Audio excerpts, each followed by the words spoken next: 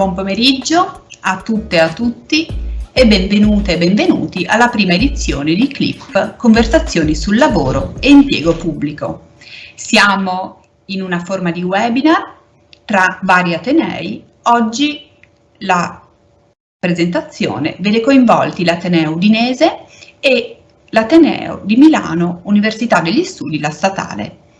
Passo immediatamente la parola al professor Alessandro Boscati che coordina l'evento di oggi.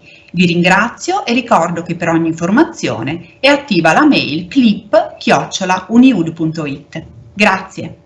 Ringrazio la professoressa Sasilli per avermi passato la parola e soprattutto per essere stata, diciamo, la vera anima di questa iniziativa, nel senso che dalla mia parte stava, come dire, una maggiore anzianità accademica, ma il maggiore impegno e il maggior onere del tutto lo si deve a lei, dall'idea e fondamentalmente all'organizzazione. CLIP, conversazioni di lavoro e impiego pubblico. Qual è l'obiettivo? L'obiettivo è quello di affrontare annualmente, cioè in relazione ad ogni anno accademico, un tema monografico. Un'iniziativa che ci vede coinvolti una persona, un'iniziativa che ha una doppia valenza inclusiva dal nostro punto di vista. Inclusivo nel senso che, come voi potrete vedere, sono coinvolte sostanzialmente tutte le università italiane, perché abbiamo cercato, come di trovare in tutte le sedi universitarie quello che era il meglio in materia che ci potesse aiutare in questo percorso. E fortemente inclusivo, permettetemi, anche perché se noi guardiamo la locandina c'è qualcuno un po' più anziano, non vecchio, che non è mai bello, ma ci sono tantissimi giovani studiosi, giovani ma affermati, e questo è un profilo sicuramente di valore per l'intera Accademia Italiana. E per il diritto del lavoro in particolare, perché dimostra che ci sono nuove leve, giovani ma già molto affermate. Perché abbiamo scelto il tema del reclutamento come tema iniziale?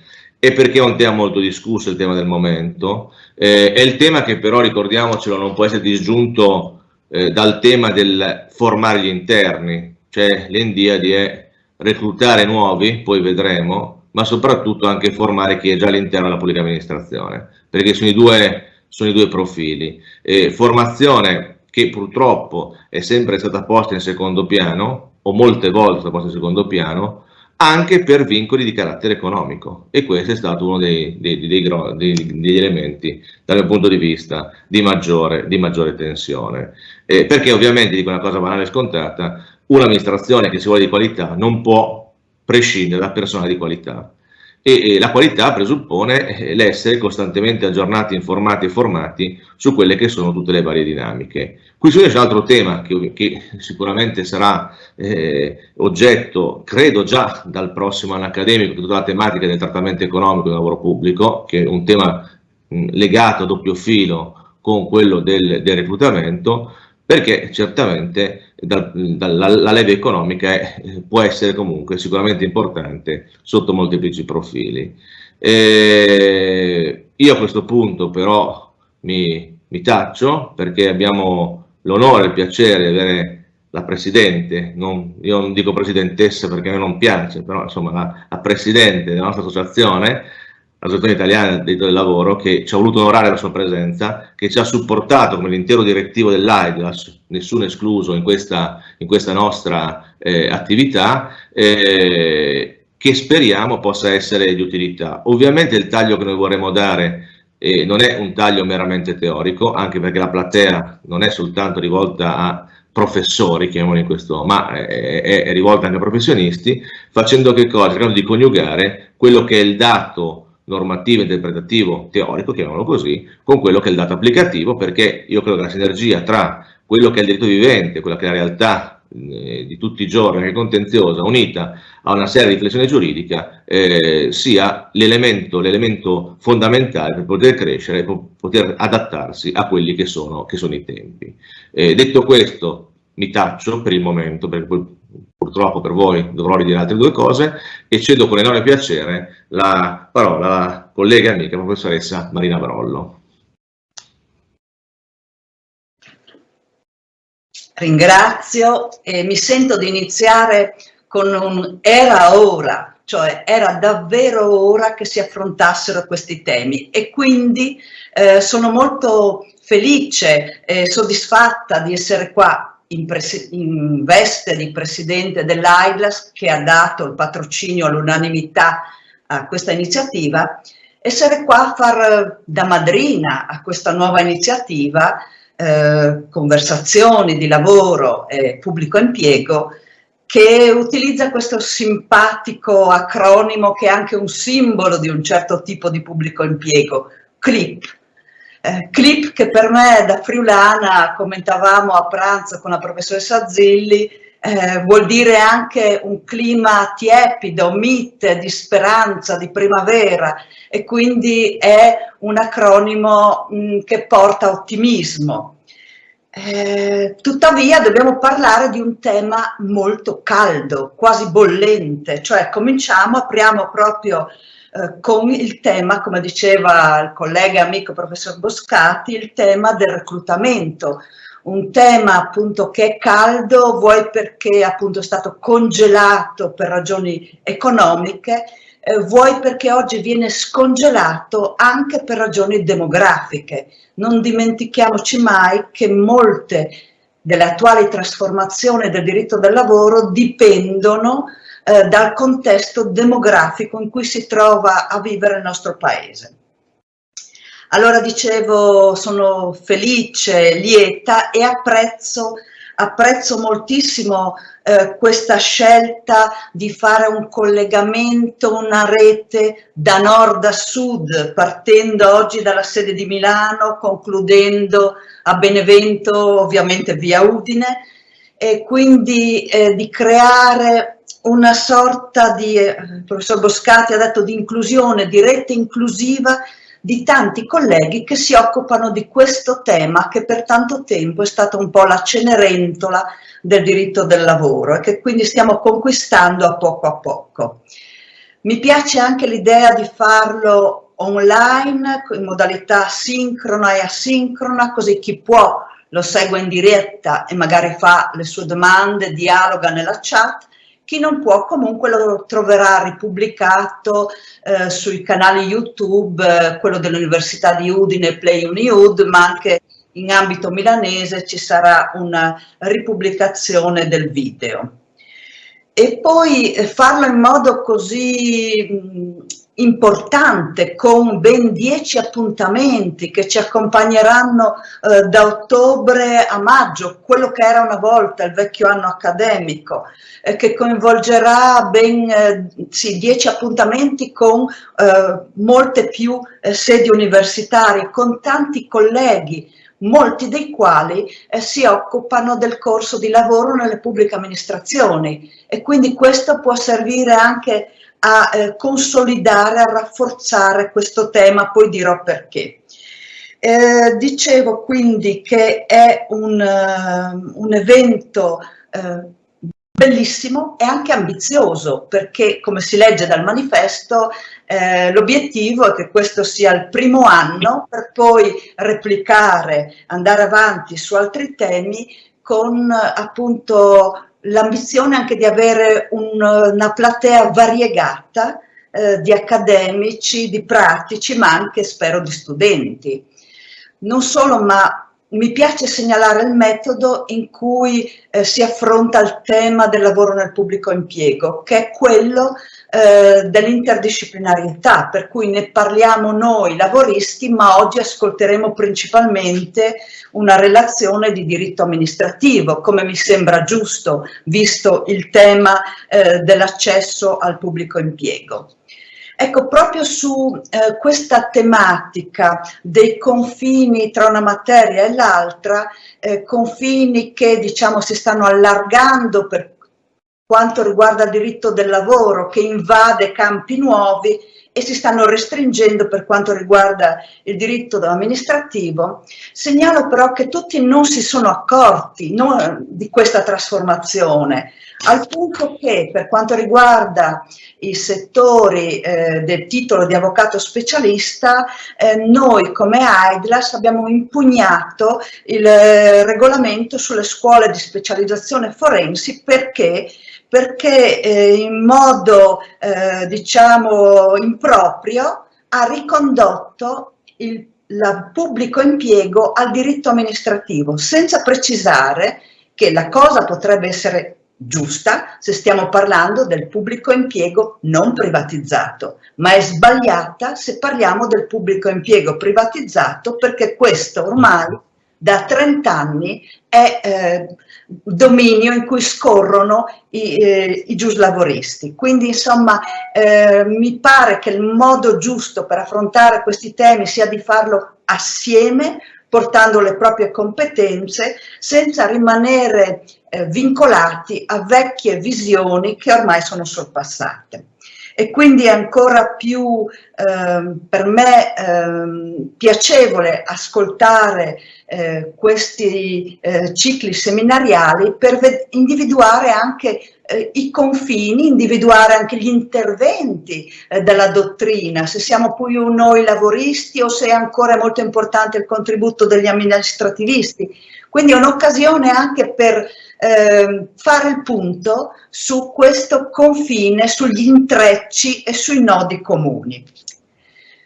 Chiudo questa mia presentazione senza però dimenticarmi di congratularmi e di fare i complimenti al duo di coordinatori che sono stati bravissimi nell'organizzare questo ciclo di eventi, quindi affettuosi complimenti a Alessandro Boscati e a Anna Zilli e a tutto il comitato scientifico che ci conferma che assieme possiamo fare di più e farlo meglio. E quindi inauguro questi ciclo seminariale con la speranza che questi temi, che in fondo li ho passati in rassegna, sono tutti temi caldi, con il vostro contributo possano diventare un po' più clip, un po' più tiepidi, un po' più mite, ci sia una maggior normalità nell'affrontare queste questioni. Grazie e buon lavoro a tutti.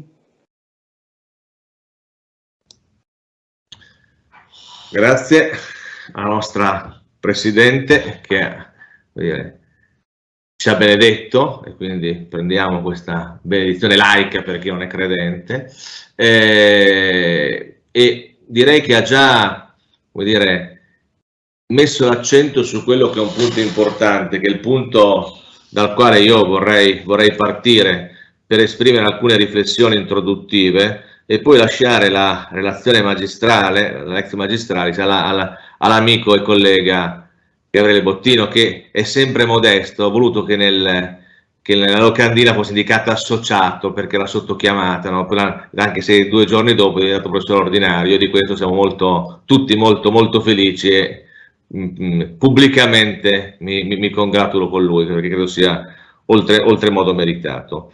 E che cosa ha indicato con la solita acutezza Marina Brollo? Il tema della interdisciplinarietà, che è un tema che per quanto riguarda il reclutamento sicuramente sussiste tra i 2 ambiti del diritto del lavoro e del diritto amministrativo, e più in generale in tutta la materia del lavoro pubblico la convivenza tra diritto pubblico e diritto privato, ma c'è anche un altro dato importante che è il dato organizzativo.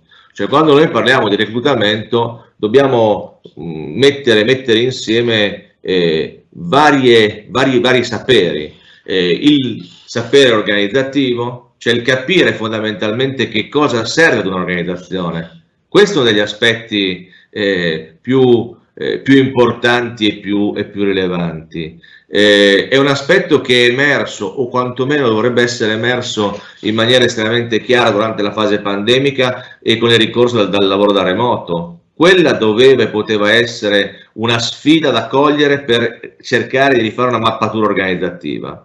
La mia impressione è che forse questa sfida fino in fondo non sia stata accolta, perché noi ovviamente siamo professori di diritto parleremo, ma dobbiamo partire secondo me da un punto organizzativo, cioè della mancanza in molti aspetti di una cultura organizzativa. Questo è, credo, uno degli aspetti di maggiore rilievo, uno degli aspetti che mette noi giuristi in qualche difficoltà.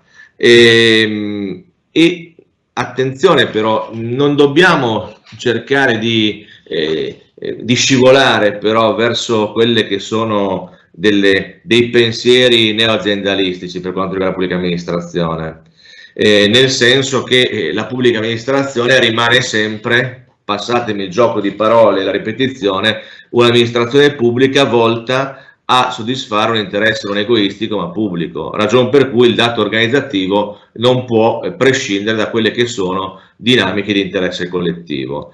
E quindi il semplice tema del risparmio di spesa, io l'ho sempre criticato, lo critico anche oggi, lo criticherò sempre, non può essere l'unico parametro sul quale basarsi. Sicuramente ci sono stati, ci sono e ci saranno degli sprechi, ma il calcolo meramente economico o certe anche politiche che si basano sul dato veramente economico in materia proprio di lavoro rischiano di fare che cosa? Di penalizzare quelle amministrazioni più virtuose, quelle amministrazioni che hanno risparmiato nel passato più di altre e che quindi non hanno disponibili meno soldi, ma non perché siano meno ricchi, ma perché li hanno spesi meglio, hanno riorganizzato meglio e si vedono in qualche misura penalizzate. Ma detto questo e come dire evidenziando quella che è l'importante connessione tra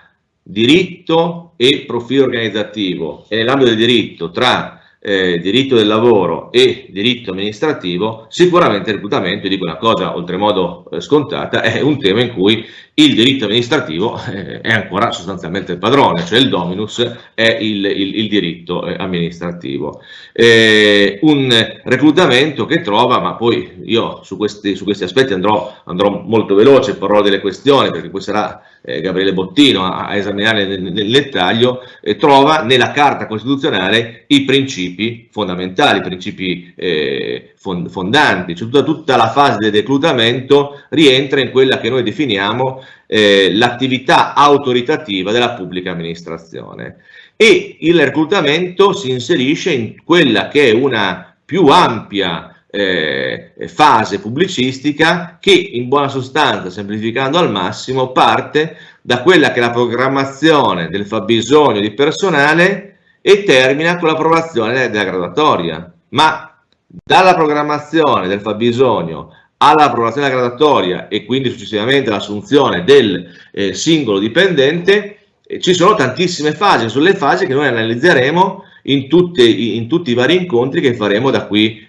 a maggio e con un concorso pubblico che rappresenta l'ultimo passaggio di queste fasi, perché prima c'è la programmazione, c'è un'autorizzazione ad assumere, c'è un esperimento della mobilità collettiva, la mobilità individuale, lo scorrimento delle graduatorie e poi si arriva al concorso. Sotto questo aspetto dello scorrimento della graduatoria, permettetemi così una riflessione. Non più di 10 giorni fa, 15 giorni fa, in Parlamento, di fronte ad un'interrogazione parlamentare, il Ministro della Funzione Pubblica ha detto che in realtà non c'è un obbligo giuridico per lo scorrimento perché nessuna norma lo prevede e ha detto una cosa che in sé è condivisibile, cioè dice scorrere le graduatorie vuol dire in buona sostanza recuperare persone che sono da molti anni in graduatoria come idonei. Anche su questo lo esprimo questa riflessione in maniera oltremodo neutra perché ognuno di noi possa assumere le proprie valutazioni. C'è un fisiologico e un patologico, perché il fisiologico presuppone che cosa? Che le graduatorie abbiano oggi una durata biennale. È vero che nel corso degli anni sono state reiterate. Secondo profilo,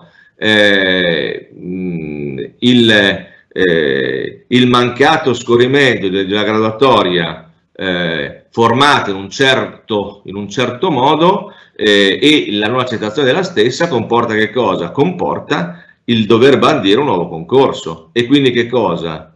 Una nuova procedura e nuovi idonei. E allora forse anche sotto questo profilo non era male l'idea, poi non tradotta in testo normativo, che mi riferisco a un'ipotesi del Forma Madia di eliminare gli idonei o comunque ridurre gli idonei a una certa percentuale. Cioè bisogna capire dove, e questo è poi un tema che si lega anche alla problematica di quelli che sono i bandi unici, e quella che è la previsione introdotta dal decreto 80, ma di cui credo parlerà Gabriele, riferita alla creazione di enti locali di liste di idonei. Cioè, che attenzione, non è un qualche cosa che si è inventato lo Stato italiano, è un qualche cosa che per esempio avviene a livello comunitario, o meglio, comunitario è sbagliato, sono bocciato, a livello di Unione Europea, perché il meccanismo che c'è a livello di Unione Europea, quel meccanismo è. Quindi per dire che cosa? Per dire che il tema è un tema oltremodo complesso, in cui ovviamente una valutazione anche di politica del diritto è importante, ma senza perdere di vista quelle che sono le previsioni di diritto positivo. E essendo un possesso di diritto mi tocca dire qualcosa anche sulle norme. E le due norme di partenza ovviamente sono le due norme della Costituzione, il 97, ultimo comma ma non solo, e l'articolo 51. Il 97 e segnatamente il principio dell'accesso per concorso, fatte salve le disposizioni di legge che prevedono possibilità di diverso accesso, e quindi accesso senza concorso, e con un concorso che, questo voglio dire, mi preme sempre ricordarlo, è espressione del principio di imparzialità, non di buon andamento, nel senso che se noi leggiamo i lavori dell'Assemblea Costituente di imparzialità si parla. Poi possiamo ragionare, tra un secondo lo farò in maniera provocatoria, sul fatto se effettivamente rispetti o meno l'imparzialità, ma sicuramente il buon andamento è un riflesso dell'imparzialità. Cioè, in assoluto io dovrei scegliere, o meglio, lo strumento del concorso dovrebbe essere lo strumento per scegliere quello che è il migliore per assicurare l'imparzialità e l'efficienza delle pubbliche amministrazioni. La Corte Costituzionale ci ha detto, ci insegna e ha ribadito che il concorso pubblico offre, cito, le migliori garanzie di selezione dei più capaci in funzione dell'efficacia della pubblica amministrazione. Questo per dire che cosa? Per dire che in buona sostanza l'istituto concorso c'è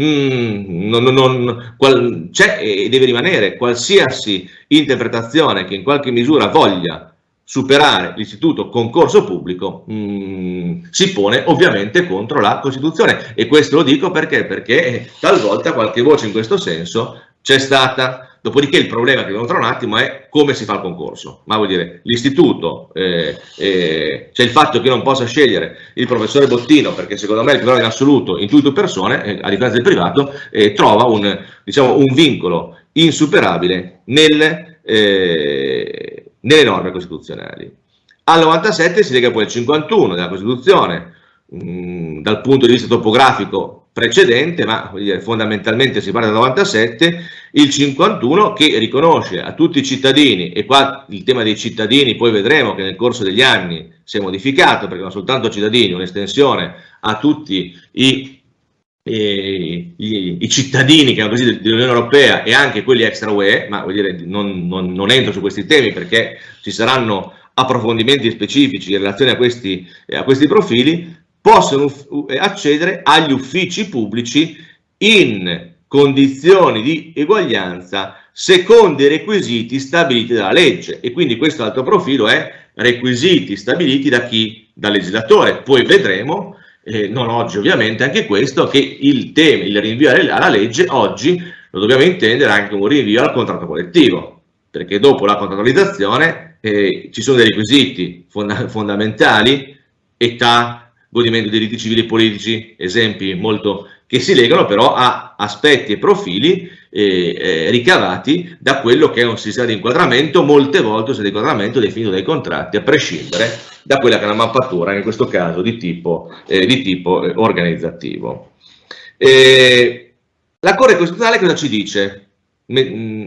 in relazione al 97 e in relazione al 51. Ci dice, afferma due principi, i due principi che forse, ma su questo non voglio anticipare niente di quello che non dirò io, che due principi che forse il decreto 80 fino in fondo non ha rispettato e che forse pongono qualche questione di legittimità costituzionale.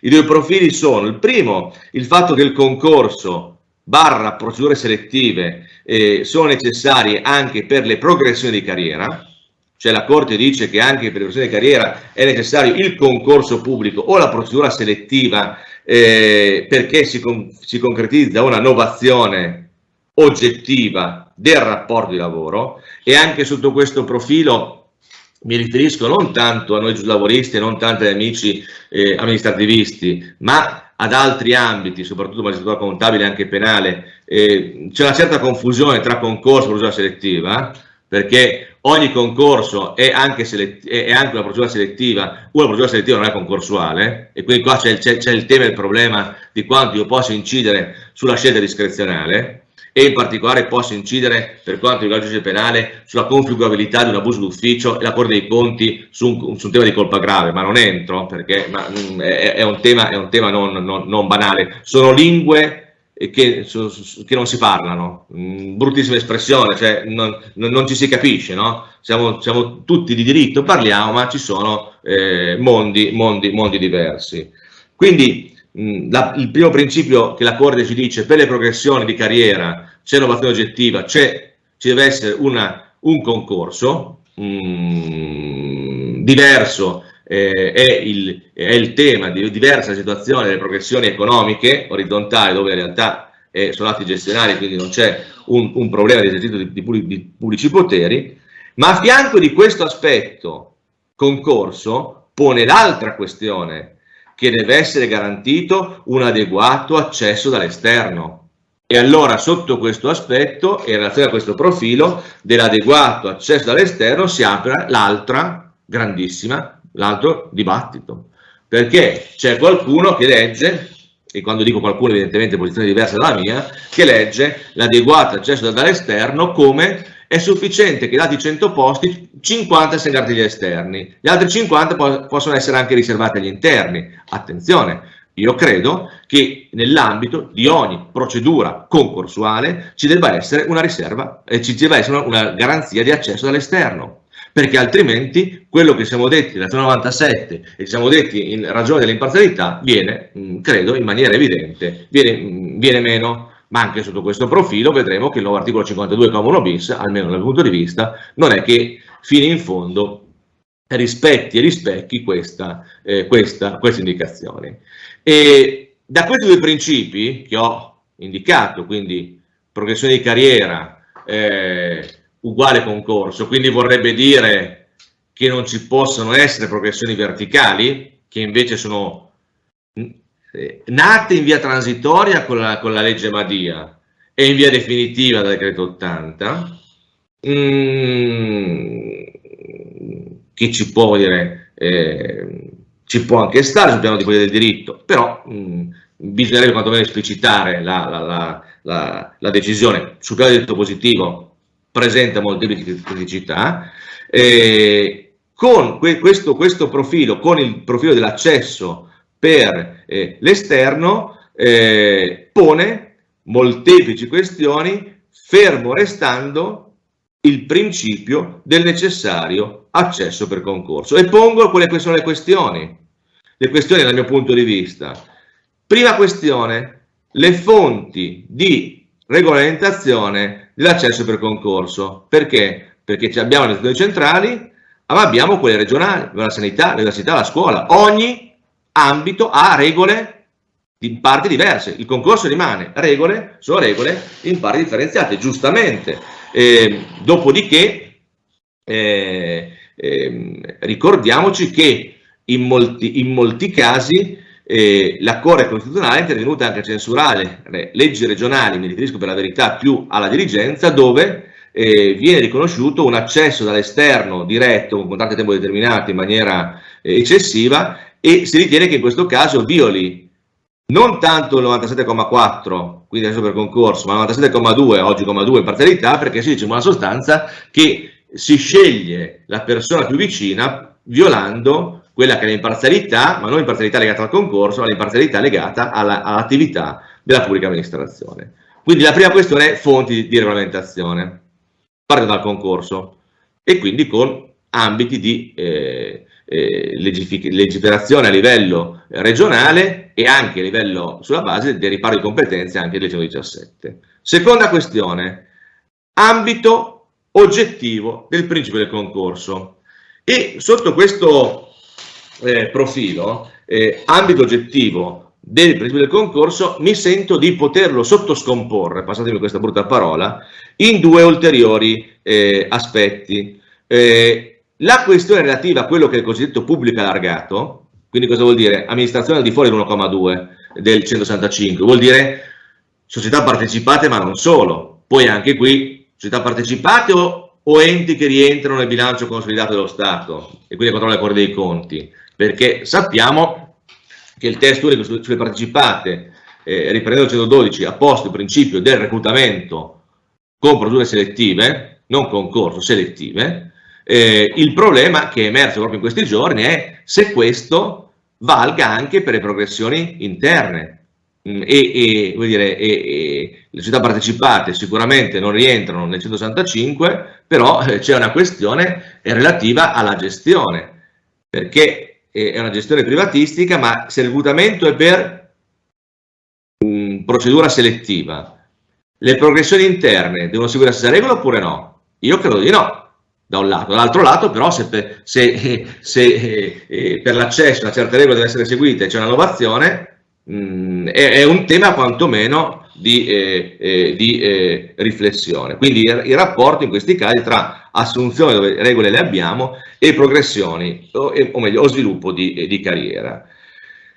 Il secondo profilo che rientra in questo dell'ambito oggettivo è le assunzioni con contratto assunzioni. Sì, con contratto di lavoro autonomo, che tecnicamente non sono assunzioni, perché sono conferimenti di incarico con contratti di lavoro autonomo. In questo caso si parla di procedure selettive e qui il problema è queste procedure selettive come si devono declinare.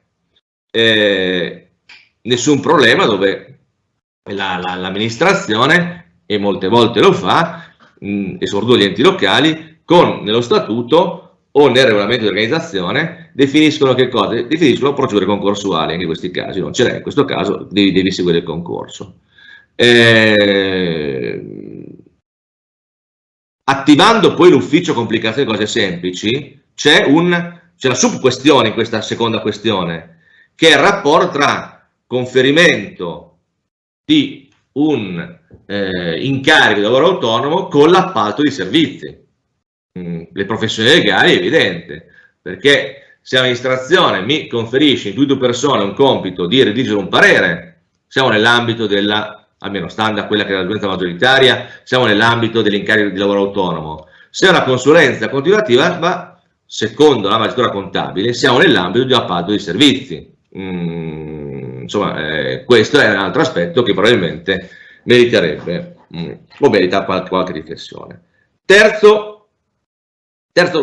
aspetto.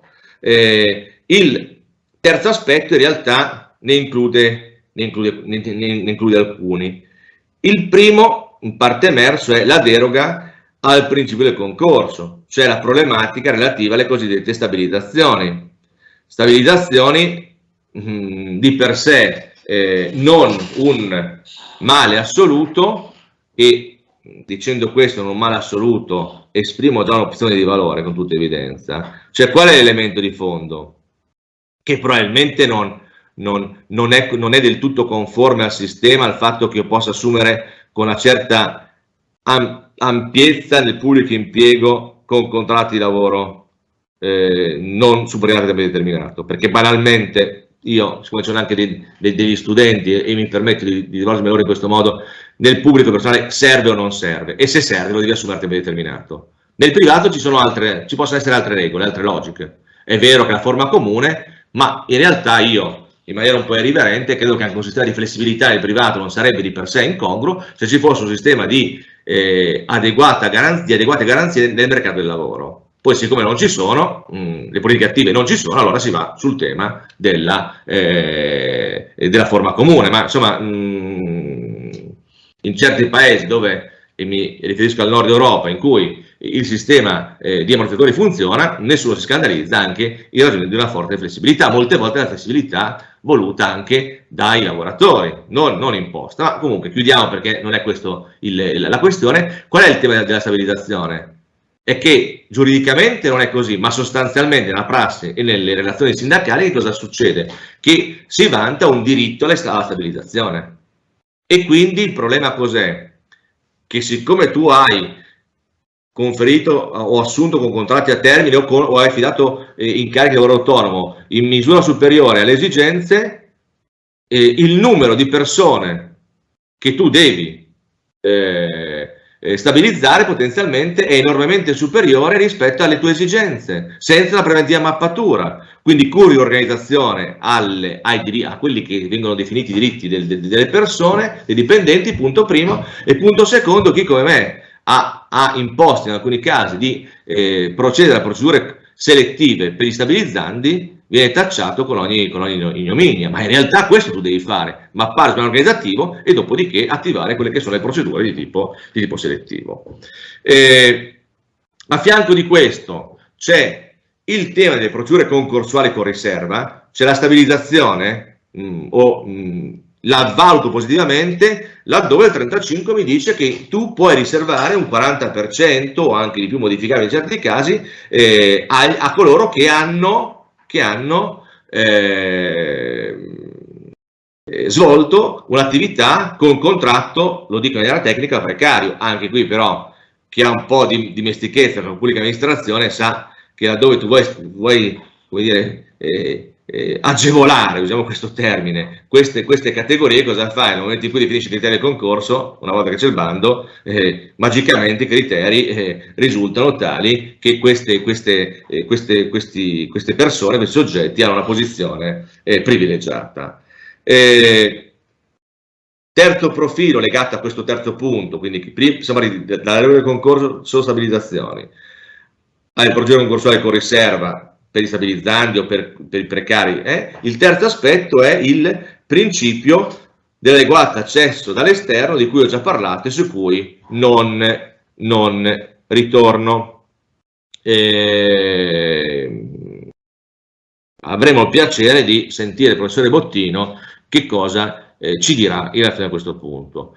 Il quarto sottopunto del terzo punto, cerco di essere più schematico possibile, ma insomma cercando di è diciamo, la differenziazione tra quelle che sono le procedure ordinarie per l'accesso, e qui c'è la differenziazione tra il comparto e la dirigenza, con riguardo e connessa a questo il tema dei requisiti soggettivi, con quelle che sono le procedure di avviamento per lo svolgimento di compiti per i quali è richiesto la sola scuola dell'obbligo, quindi l'avvio degli iscritti da liste di collocamento, e terzo ambito, le assunzioni dei disabili, quindi procedura ordinaria differenziata tra comparto e dirigenza, avviamento degli iscritti e assunzione di disabili. Quarto ambito di riflessione, ho quasi finito, non spaventatevi. Quarto ambito di riflessione. Piano triennale del fabbisogno del personale. Tutto da lì partiva. Perché uso l'imperfetto? Lo spiegherò tra un secondo. Sicuramente va dato merito alla riforma Madia del 2017 di avere spostato la valutazione da una mera fotografia dell'esistente o di quello che esisteva ai fini della sua sostituzione ad un tema di spesa, cioè ad un tema di vincolo di spesa. È stata una grandissima, da un punto di vista oltremodo condivisibile, operazione. Qual è il problema? Che diciamo, la torta non è venuta con il buco giusto fino in fondo. Perché? Perché se noi leggiamo l'articolo 2,1 rimane ancora un riferimento alla dotazione organica complessiva, non a un tema di spesa, e quindi qua il bilanciamento, ma anche qui la riflessione è stata oltremodo modesta, tra spesa e dotazione organica, cioè mettere insieme quelli che sono questi due elementi. Perché ho usato l'imperfetto? Perché oggi con il decreto 80 abbiamo un qualche cosa che nella forma condivido molto, nella sostanza mi fa molto paura per l'attuazione, che è il piano integrato di attività e di organizzazione. Perché mi piace molto nel pensiero? Perché effettivamente è quello che è un piano organizzativo generale in cui confluiscono tutti i vari piani, dal fabbisogno, alla performance, al polo per il lavoro agile, un piano che però deve essere adottato soltanto per le amministrazioni con più di 50 dipendenti, e voi direte, ma 50 dipendenti, quali sono le amministrazioni che non hanno 50 dipendenti? Beh, io col collega Bordogna ho fatto una ricerca che in via di definizione per l'ARAN, e in realtà abbiamo visto che in molti casi, molti enti locali non raggiungono i 50 dipendenti. Questo è un dato, e questo ne apre un altro, che è il tema dell'unione dei comuni, servizi centralizzati, su cui ovviamente lungi da me voler entrare. Sotto i 50 invece dovevano essere previste modalità semplificate, ad oggi, almeno a mia conoscenza, queste modalità semplificate non ci sono ancora. Sicuramente qual è l'elemento importante? L'elemento importante è che in questo piano siano convogliati molteplici piani. Qual è l'elemento diciamo, l'elemento mio di preoccupazione? Questo. Sono due fondamentalmente. Il primo è che anche oggi col PNRR, con tutti questi miliardi che pare che ci siano, non ho ancora capito se ci siano effettivamente o no, ma non è qua, c'è sempre il tema dell'invarianza di spesa. Cioè nel pubblico impiego non puoi spendere un euro di più di quello. Allora io mi chiedo molto banalmente, in maniera retorica, come si possa pensare di fare una riorganizzazione non spendendo dei soldi. Non è materia mia, ma mi sembra che anche l'uomo della strada possa capire che questo non possa funzionare. Quindi questo è il primo elemento. E il secondo elemento è che in mancanza di un adeguato investimento si rischia di andare nella via della logica meramente riempitiva, nel senso che si dice sì, lo faccio perché lo devo fare, ma non in una logica progettuale. Questo è il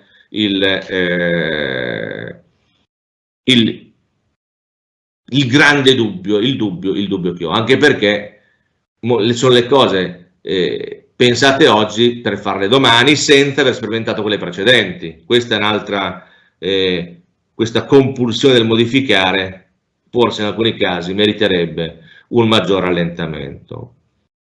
Arrivo all'ultimo punto, che è meno giuridico e più di, come dire, di sistema. Tutti diciamo, e quindi mi ricordo anche quello che ho detto all'inizio, bisogna valorizzare le competenze, cioè competenza. E quindi si dice, anche in sede concorsuale, bisogna passare da un sistema che prevalentemente mi valuti le conoscenze e vada verso le competenze. Anche perché se noi guardiamo il rapporto di lavoro e guardiamo segnatamente tutti quelli che sono gli strumenti di valutazione nel corso del rapporto di lavoro, quello che valuta è la competenza. Poi qua non entro in temi non miei, ma competenza organizzativa, risultati che quindi non è strettamente legata alla competenza organizzativa, l'adeguatezza comportamentale, quindi in buona sostanza si valuta come mi comporto e cosa devo fare, quindi il tema della competenza. E si dice anche sul piano del concorso tu devi passare da una valutazione della conoscenza alla competenza. La conoscenza è il presupposto per, poi c'è quello che assume rilievo, la competenza. In sede concorsuale quello devi fare. Sicuramente non è un aspetto, come dire, semplice, è un aspetto di cui si parlava in maniera incessante prima della fase pandemica, quindi non è un tema che è emerso durante la fase pandemica, era il tema prima della fase pandemica. Prima della fase pandemica c'erano due grandi temi. Del pubblico c'era questo e nei privati riders, erano i due temi, no? Dopodiché nel pubblico sono stati il reclutamento e da noi invece adesso c'è il problema vaccinale, Green Pass, eccetera. Ci sono i due, come dire, poi torniamo ai riders perché già siamo in questa direzione, tra chi si arrocca sulla nozione di subordinazione e chi ritiene che invece bisogna passare le tutele.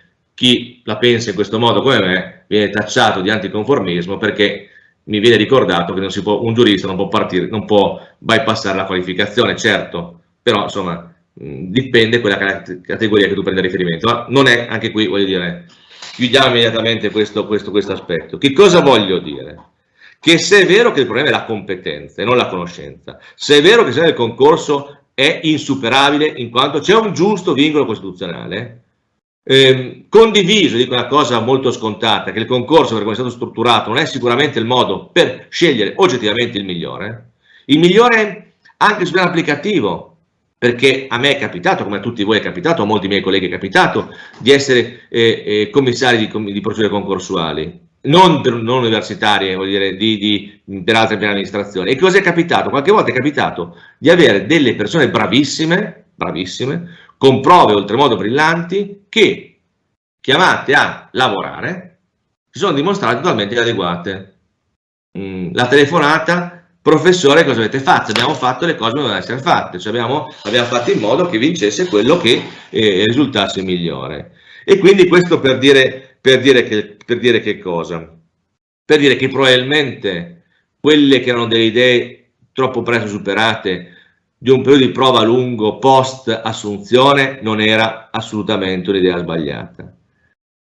E mi chiedo, anche qui oltremodo retorico, se una prova concorsuale semplificata con una sola prova scritta, magari multiple choice, e un orale in videoconferenza possa essere un qualche cosa che garantisca effettivamente quelli che sono i principi volti ad accertare la competenza. E con estremo favore io ho salutato la previsione dell'articolo 2 del decreto 80 sull'apprendistato. Ho detto finalmente l'apprendistato, che è il modello che credo sul quale bisognerebbe spingere le pubbliche amministrazioni. Perché? Perché c'è una formazione on the job, c'è un tema anche relazionale. Bene, però perché non era decollato? Perché mancava ma ancora oggi manca, perché se noi leggiamo l'articolo 2 si rinvia un decreto che sarebbe opportuno che prima o poi venisse emanato, perché altrimenti abbiamo questa bellissima previsione di disposizione di principio che però in pratica non ha avuto nessuna attuazione. Questa è la visione del giuslavorista che da più di 20 anni mangia in ogni senso, lavora in pubblica amministrazione, e emerge quello che diceva la nostra Presidente all'inizio, cioè l'intreccio ineludibile tra il diritto del lavoro e il diritto amministrativo. Se l'abbiamo già nel reclutamento, l'abbiamo anche nella fase del rapporto, dove forse nel rapporto c'è la prevalenza del diritto del lavoro, ma senza accettare quelle che sono visioni panprivatistiche o pan pubblicistiche, cioè il giusto equilibrio tra la funzione materia dell'amico Bottini e il rapporto materia nostra. La giustizia in sinergia con un giudice che è un giudice del lavoro, un giudice amministrativo soltanto per quello che riguarda i profili organizzativi. Ma anche qui, e chiudo e poi passo la parola a Gabriele, ma quante volte è capitato che di fronte a un atto organizzativo che incide direttamente sul rapporto, esempio, una riorganizzazione che elimina alcune posizioni dirigenziali, io mi rivolga davanti al giudice del lavoro chiedendo la disapplicazione dell'atto presupposto e l'amministrazione si costituisce dicendo attenzione, in realtà lamenta la violazione di una posizione soggettiva individuale, ma vuole sindacare l'esercizio del potere pubblico e quindi si basa sul principio sostanziale. Io quando facevo la professione, ormai qualche anno non la faccio più, mi capitava tendenzialmente di difendere l'amministrazione. Che cosa facevi? La prima eccezione era quella di andare sul principio sostanziale. Il principio sostanziale diceva attenzione, tu vuoi sindacare, e quindi cercare di fare, di spostare la giurisdizione dal giudice del lavoro al giudice amministrativo, perché lo si riteneva, giusto o sbagliato che fosse, più sensibile alle esigenze delle amministrazioni. a differenza di quello che potesse essere il giudice del... Quindi per dire che cosa? Per dire che le problematicità in materia di reclutamento sono molteplici, che oggi analizzeremo i profili più strettamente attinenti con il professor Bottino, che in maniera magistrale come sempre ci illuminerà sul punto, su quelli che sono i profili recenti della disciplina in materia di reclutamento, e poi, come dice Baglioni, strada facendo, analizzeremo tutti quelli che sono i profili. In questo momento la professoressa Zilli starà svenendo con il richiamo a Baglioni, ne sono abbastanza sicuro, fuori di metafora, fuori di battuta, analizzeremo nel dettaglio tutti quelli che sono i vari profili rilevanti, finendo col tema della dirigenza, che non a caso è stato tenuto per ultimo, perché sul reclutamento della dirigenza e sul ruolo della dirigenza si cadono tutte le contraddizioni, le tensioni, le problematicità che non ripetiamo Baglioni, nel corso dei nostri incontri emergeranno. Io così credo e spero, più spero che credo, di avervi dato così uno scenario di offerto uno scenario delle problematicità, e adesso non so se la professoressa Zilli voglia dire due battute, ma credo di no. Cioè mi avoco il noio, passo la parola ringraziandolo veramente per aver avuto il tempo per così onorarci il suo intervento, il professor Bottino, al quale cedo immediatamente la parola e che, come dire, da par suo, lo anticipo e lo responsabilizzo, ci dipingerà il quadro normativo recente in un'ottica di contestualizzazione dell'intera disciplina. Cedo la parola a Gabriele ringraziandolo. Sono io che ringrazio per questo onore e questo grande piacere in primo luogo la professoressa Brollo e l'associazione dei professori di diritto del lavoro, e poi la professoressa Anna Zilli, che con l'Università di Udine e con l'amico e collega professor Boscati hanno organizzato questo ciclo di seminari. E mi piace anche ricordare che questo ciclo di seminari giunge anche come restituzione alla comunità accademica, scientifica, ma anche studentesca e professionale, di un lavoro che il professor Boscati e la professoressa Zilli hanno curato durante tutta la pandemia e che è stato pubblicato all'inizio, già in realtà qualche mese avanzato, nel mese di marzo e di aprile di quest'anno, e che si intitola Il lavoro pubblico, e che costituisce ad oggi, a mio avviso, il testo più completo, più capace di dare una rappresentazione ampia ma anche approfondita del tema. E quindi davvero grazie per questo piacere e questo onore di essere qui oggi. Ora,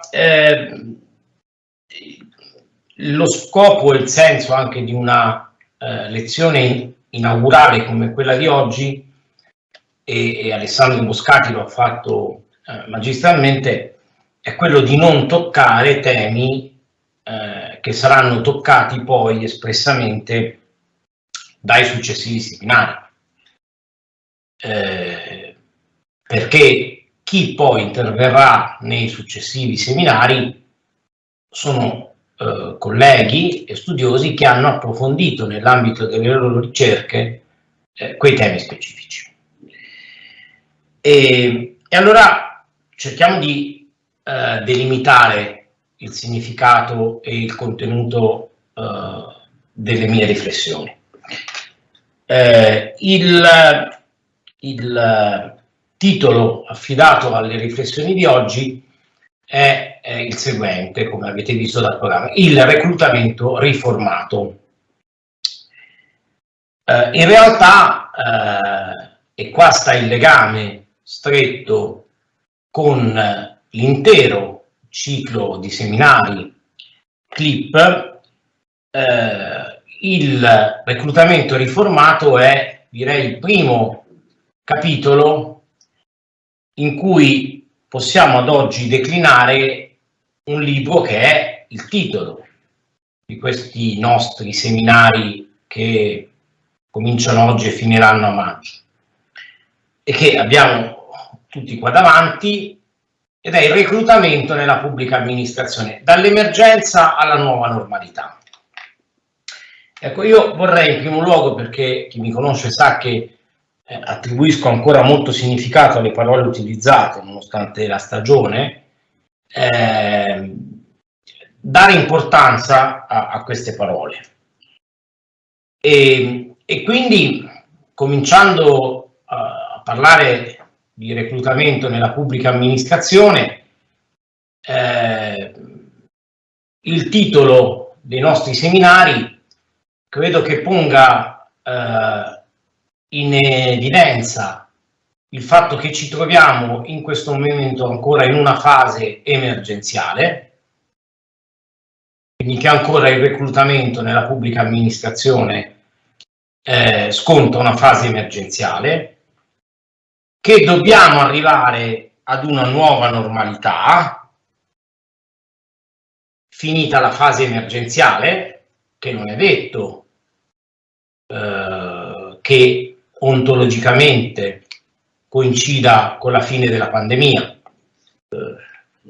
Riflettevo fra me e me alcuni in questi giorni, dicendo che è forse venuto il momento di pensare che quello che è il nuovo che ci attende e che stiamo costruendo dovrà avere tempi e scissioni dall'emergenza pandemica, a meno che appunto il fatto che il piano nazionale di ripresa e resilienza che dura fino al 2026 ipotizzi che fino al 2026 sussista un'emergenza pandemica che invece a stretto rigore normativo trova ad oggi, nel 31 dicembre 2021, la fine dello stato di emergenza.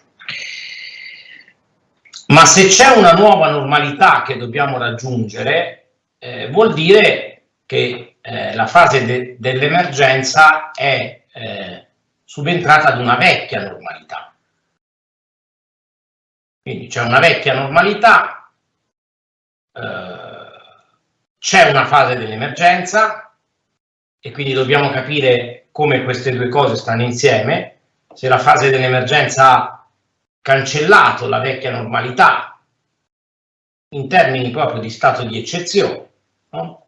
Di sospensione delle regole ordinarie e normali della vecchia normalità, e se dunque una volta finita la situazione emergenziale, in diritto ogni situazione emergenziale in quanto stato di eccezione sospende per definizione, questo è vero fin dalla Costituzione di Weimar, le ordinarie guarentigie e garanzie, gli ordinari principi di una civiltà giuridica. Quindi è una fase emergenziale intesa come fase che deve avere un inizio e deve avere una fine, e quindi necessariamente ci dovrebbe essere un ritorno alla normalità. Se la chiamiamo però nuova normalità, vuol dire che non può essere più la vecchia normalità, cioè la situazione in cui ci trovavamo ante la situazione dell'emergenza sanitaria. E quindi direi che il titolo a cascata delle riflessioni di oggi è il reclutamento riformato, con un punto interrogativo, e non soltanto come un'asserzione, così come appare nel titolo del seminario di oggi. Cioè, l'emergenza ha davvero riformato il reclutamento nelle pubbliche amministrazioni e delle pubbliche amministrazioni,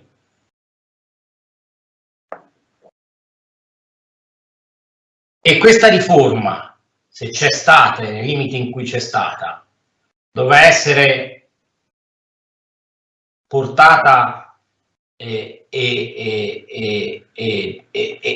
spostata anche nella nuova normalità, o invece è una riforma che vale soltanto per il periodo dell'emergenza e la nuova normalità è qualcosa di diverso dalla riforma del reclutamento nell'emergenza.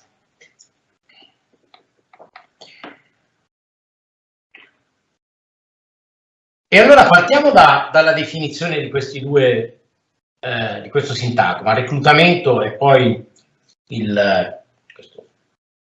questa aggettivazione comunque sostantivata di riformato.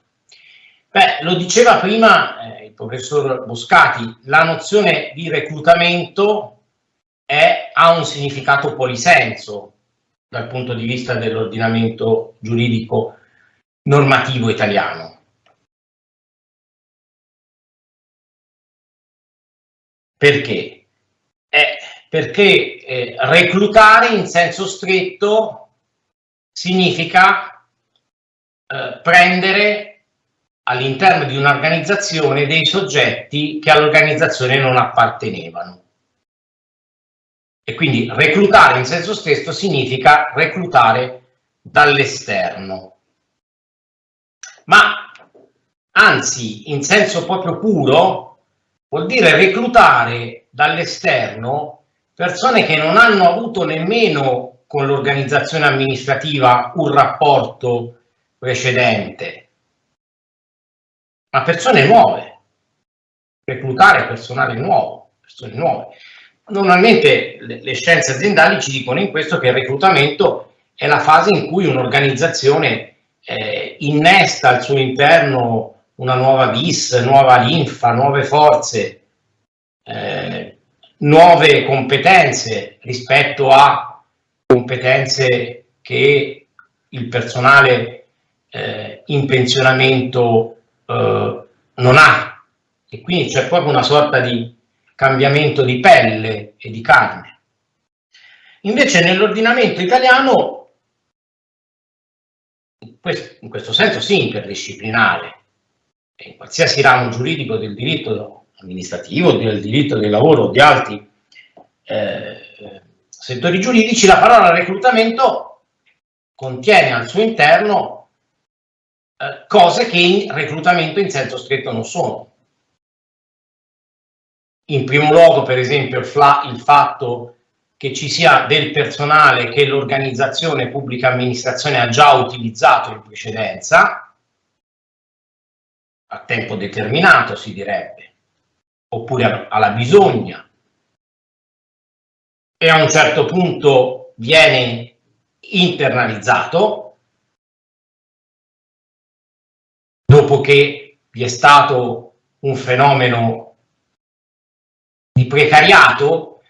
Anche qua diamo significato alle parole.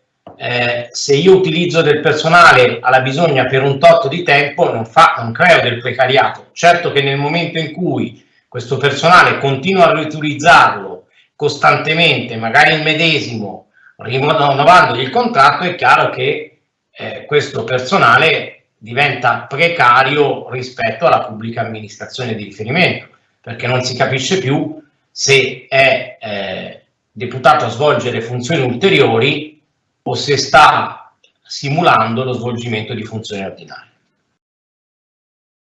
E quindi in questo caso la parola reclutamento poi si traduce in stabilizzazione e ci sarà un seminario dedicato a questo.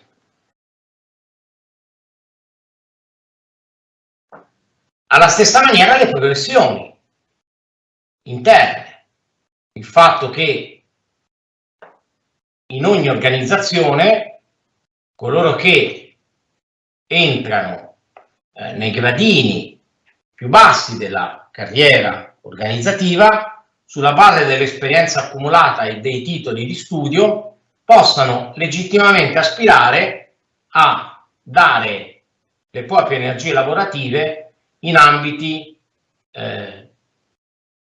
di quadro dirigenziali, in ambiti in cui l'apporto può essere certamente più di concetto, più intellettuale e meno esecutivo.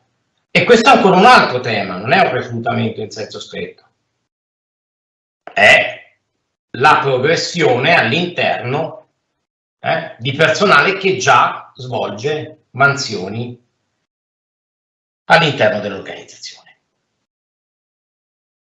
Diciamo subito allora che sotto questo profilo, e visto quello che ci e vi aspetterà nei prossimi seminari, noi ci soffermeremo in primo luogo sulla nozione di reclutamento dall'esterno, quindi sulla nozione di reclutamento in senso stretto, cioè il fatto che persone che sino ad oggi non hanno mai lavorato nella pubblica amministrazione o in pubbliche amministrazioni e che normalmente terminano dunque il proprio ciclo di studi, e vedremo quale ciclo di studi, aspirano a entrare nella organizzazione pubblica. Riformato o riformato col punto interrogativo. Beh, allora, anche qua, se si parla di riforma, vuol dire che il reclutamento vecchia normalità aveva bisogno di una riforma. E dobbiamo intenderci, la necessità di questa riforma è nata dall'emergenza o è nata dal fatto che la vecchia normalità non era più in grado, sotto molti aspetti, come ci ha ricordato Alessandro Boscati, di rappresentare la realtà delle cose? Anche questo va distinto. Il reclutamento nella PA va riformato perché a causa dell'emergenza o perché la vecchia normalità non era più capace di stare al passo con le esigenze del reclutamento. Ricordo a me stesso, ma ancora che a voi, che nell'ambito delle scienze aziendali e delle organizzazioni private, proprio nell'ottica di quella capacità di rinnovare la linfa, il sangue, la carne di un'organizzazione, il tema del reclutamento e delle modalità è uno dei temi più studiati. Perché chi ti metti in casa condiziona,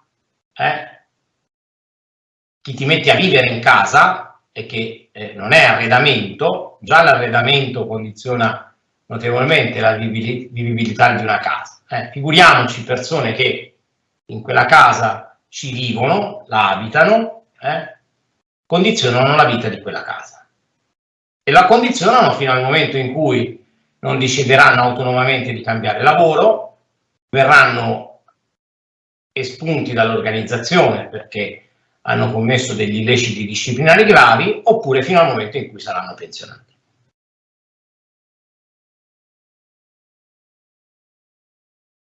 Allora, la mia impressione è che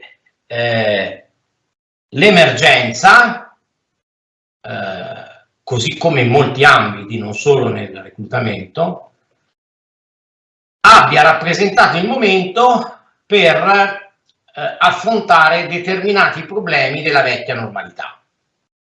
Io sono assolutamente contrario all'affermazione secondo la quale il Covid ci ha insegnato qualcosa, ci sta insegnando qualcosa. È un'esperienza da cui sinceramente io dal Covid non ho imparato nulla, o comunque non ho imparato nulla di buono, quindi sinceramente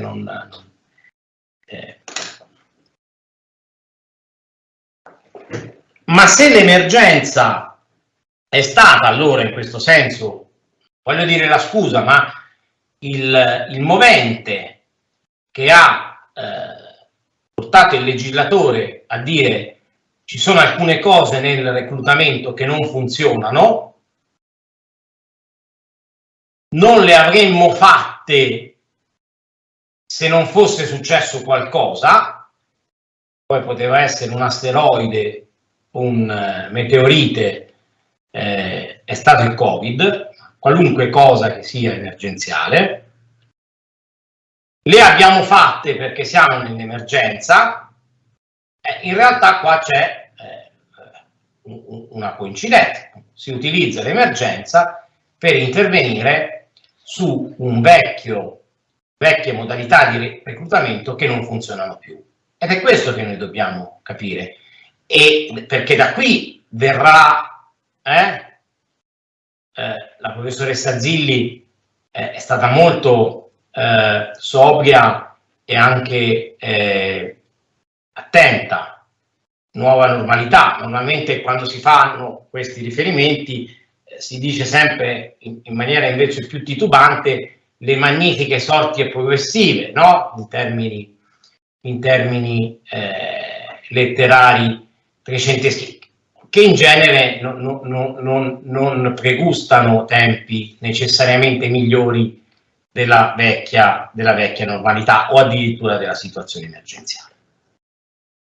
E allora se si è riformato, perché scopriremo che in qualche maniera il reclutamento è stato riformato durante ed è in corso di riforma durante l'emergenza sanitaria,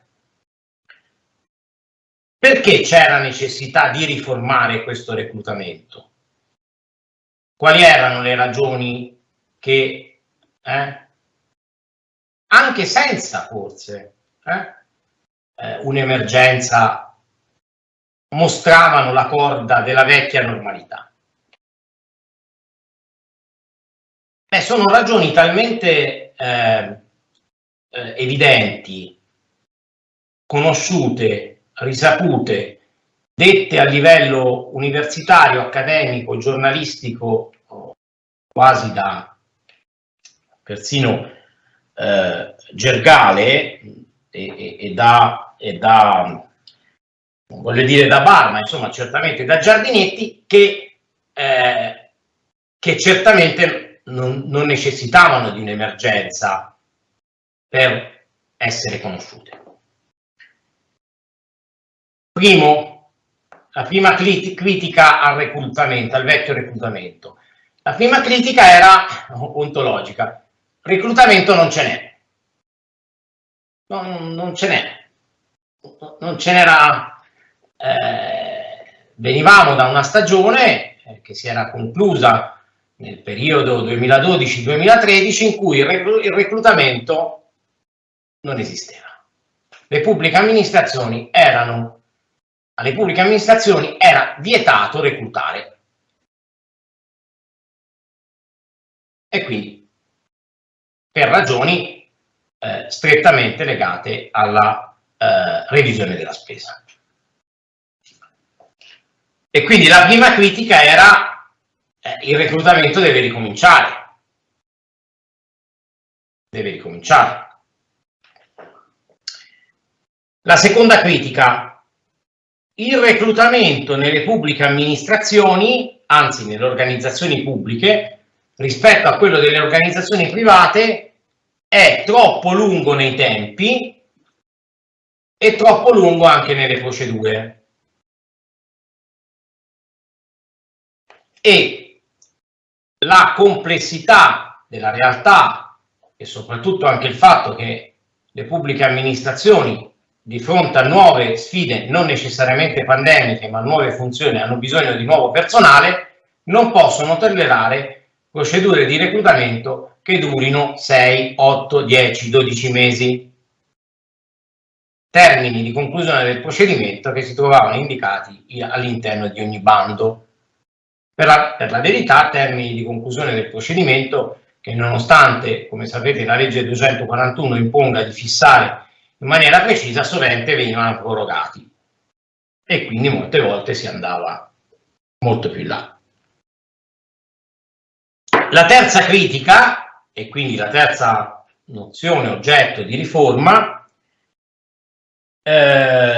riguardava il fatto che lo diceva prima Alessandro Boscati, il professor Boscati, più conoscenza che competenza, più diritto che altre conoscenze, più diritto amministrativo che altre materie. In questo noi amministrativisti siamo sempre stati, no, messi giustamente all'udibrio. In ogni concorso, anche quello per ingegnere del genio civile o anche per operaio, e quindi una qualifica di basso livello, una prova di diritto, la Costituzione, le leggi dello Stato, le leggi che regolano la pubblica amministrazione, c'era sempre. In realtà l'ambito giuridico è solo uno degli altri ambiti e non è solo il diritto amministrativo, è il diritto del lavoro, è quella interdisciplinarietà che abbiamo sentito richiamare dalla professoressa Gollo e dal professor Boscati. E questo è un altro elemento molto molto importante. Perché? Perché il rischio era quello, o è quello, perché se la riforma su questo non ha inciso, l'emergenza non ha portato nulla di nuovo, di reclutare nella pubblica amministrazione persone estremamente capaci di studiare e di esprimere la propria preparazione nelle prove concorsuali, di regola a contenuto teorico, ma persone che poi, quando dovevano dimostrare la loro attitudine o devono dimostrare la loro attitudine a lavorare in gruppo, ad affrontare problemi, a risolvere problemi, sono del tutto incapaci di farlo. Perché sono solipsisti, perché sono più attenti alla procedura che al problem solving, insomma, non sono necessariamente adatti al profilo che cerca la pubblica amministrazione o l'organizzazione.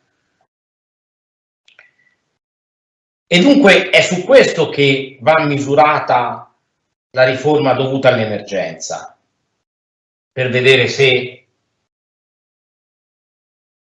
ha riformato il reclutamento, lo sta riformando ed eventualmente se conduce o ci fa vedere un punto di arrivo di questa riforma del reclutamento. Su questi tre aspetti: il quantum del reclutamento, quanto reclutamento si fa, quanto dura e con quali procedure. 3. Che cosa io chiedo e come seleziono le persone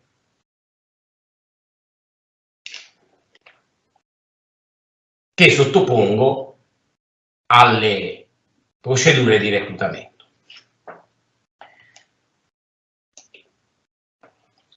Ragionando sull'intervento e le riflessioni di oggi, mi è venuto in mente, è un libro la cui lettura consiglio sempre ai miei studenti, ma a tutti, è la storia dell'amministrazione italiana di Guido Melis, credo forse lo storico dell'istituzione delle amministrazioni più attenti, tra l'altro recentemente edita in una nuova edizione, il quale richiama quelle che subito dopo la unificazione del Regno d'Italia, secondo questo autore che era il Mazzei, un autore fiorentino, in un libro pubblicato nel 1902, erano le competenze che si dovevano richiedere ed accertare in un pubblico impiegato. Tra l'altro mi ha colpito il fatto che il libro, pubblicato a Firenze con i tipi di Le Monnier nel 1902, si intitoli Principi di officietica, teorica universale degli uffici, eccetera, eccetera. Quindi in realtà la materia al tempo si chiamava officetica, E queste erano le competenze che si richiedevano come indispensabili secondo le leggi del tempo. Tra l'altro nel 1861 il Regno d'Italia eredita in materia di pubblico impiego le leggi che nel 1853, in particolare una legge e il regolamento che ne attuava il titolo primo, aveva adottato Cavour nel Regno di Sardegna. Queste erano le capacità e le competenze che si chiedevano e quindi dovevano essere oggetto di accertamento. Religione, modestia, attività, solerzia, serietà, lealtà, probità, fedeltà, illibatezza, incorruttibilità, morigeratezza, zelo, abnegazione e sacrificio, merito, valore civile, cavalleria, affetto alle istituzioni, ai colleghi, cameratismo, ai superiori, al capo dello Stato, alla sua famiglia, alla patria, alla loro difesa, amore all'ordine, condotta irreprensibile, vestire decente, studio e lavoro indefessi. Ricordo a me stesso che nella Costituzione odierna l'articolo 54,2 sintetizza queste competenze e questi requisiti in quella che non è un'endiadi, perché sono due concetti diversi, la disciplina e l'onore. Il professor Boscati diceva che la norma di riferimento del reclutamento così inteso, e quindi del reclutamento vecchia normalità, emergenza, ma anche nuova normalità, perché non mi risulta che l'articolo 97 sul punto sia in corso di modificazioni. Tra l'altro non è che l'articolo 97 non sia stato modificato in questi anni. È stato introdotto, come sapete, un comma prima del comma 1, quello in materia di equilibrio dei bilanci e di sostenibilità del debito pubblico, nel 2012. La riforma costituzionale del 2016 approvata nel Parlamento, in cui vi era il governo Renzi, che poi non ha superato il referendum popolare, prevedeva l'introduzione accanto al principio di imparzialità e di buon andamento del principio di trasparenza. Quindi non siamo di fronte a una disposizione immodificabile ed immodificata, ma nessuno, almeno a livello parlamentare, in questi anni ha proposto alcuna modifica all'ultimo comma dell'articolo 97. Ed è secondo me da qui che bisogna partire.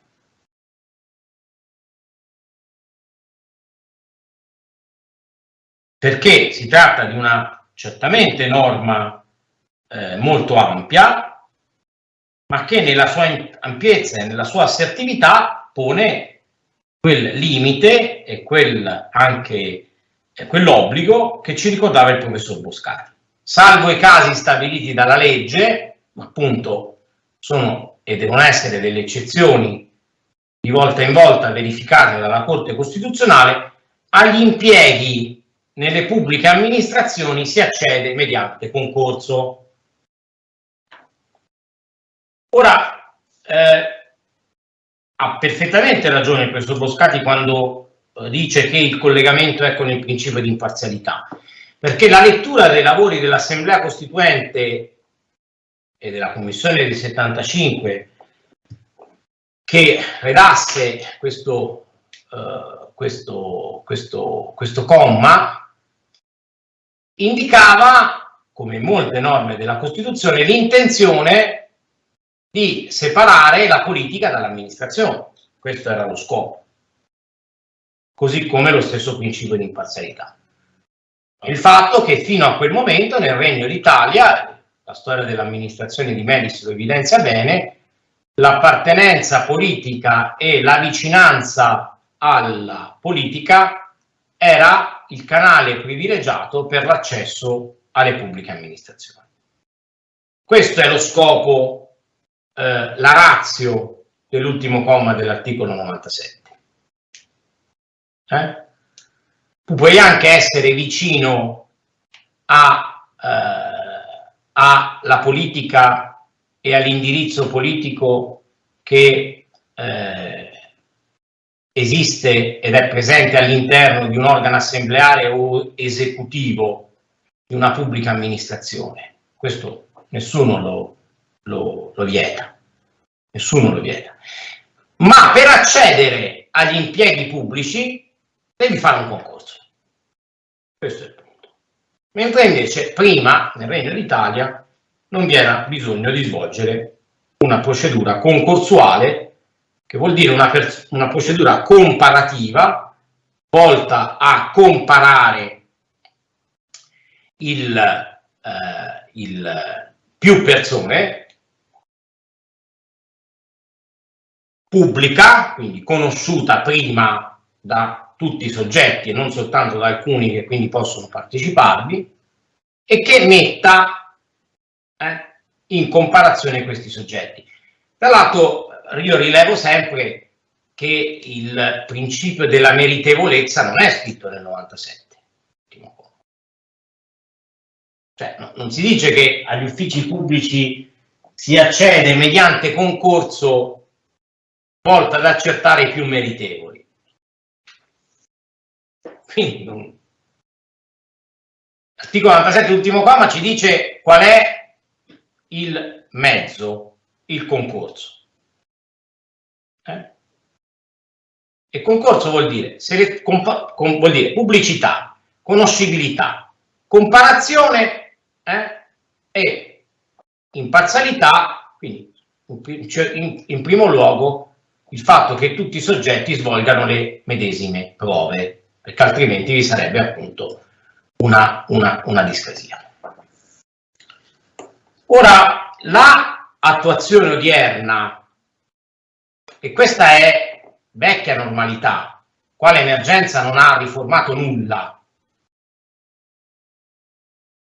quindi qua siamo ancora nella vecchia normalità, l'attuazione di questa norma ad oggi, come sapete, è contenuta in un decreto legislativo numero 165 del 2001, che in realtà viene tralaticciamente dal decreto 29/1993 e dal fatto che, poiché questo decreto era stato più volte modificato, alla fine vi è stata la necessità di fare un testo unico, perché era diventato un mostrum, e quindi si è riscritto un decreto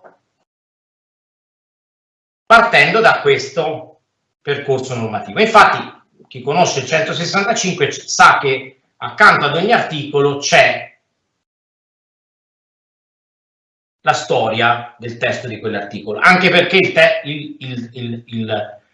il decreto legislativo 165 nasceva come testo unico, non come il codice, quindi non come testo che doveva innovare la legislazione esistente, ma doveva compendiare in un unico testo la legislazione esistente facendovi le modificazioni formali di intersezione. E questo perché è importante?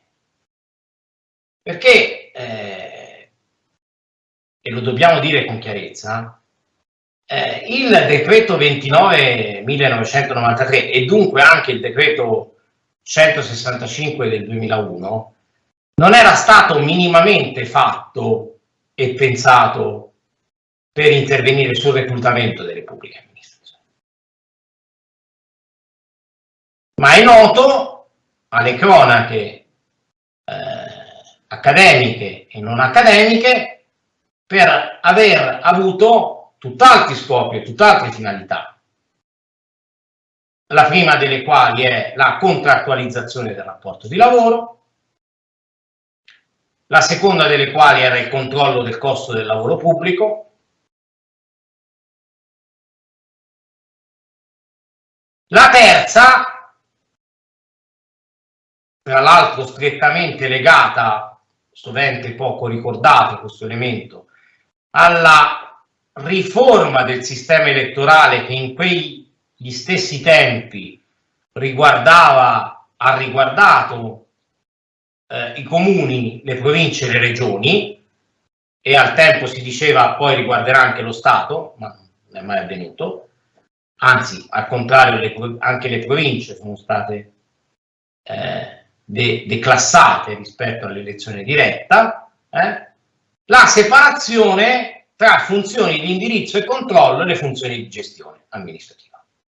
Il tema del reclutamento al decreto 29 non interessava per nulla, non gliene fregava niente.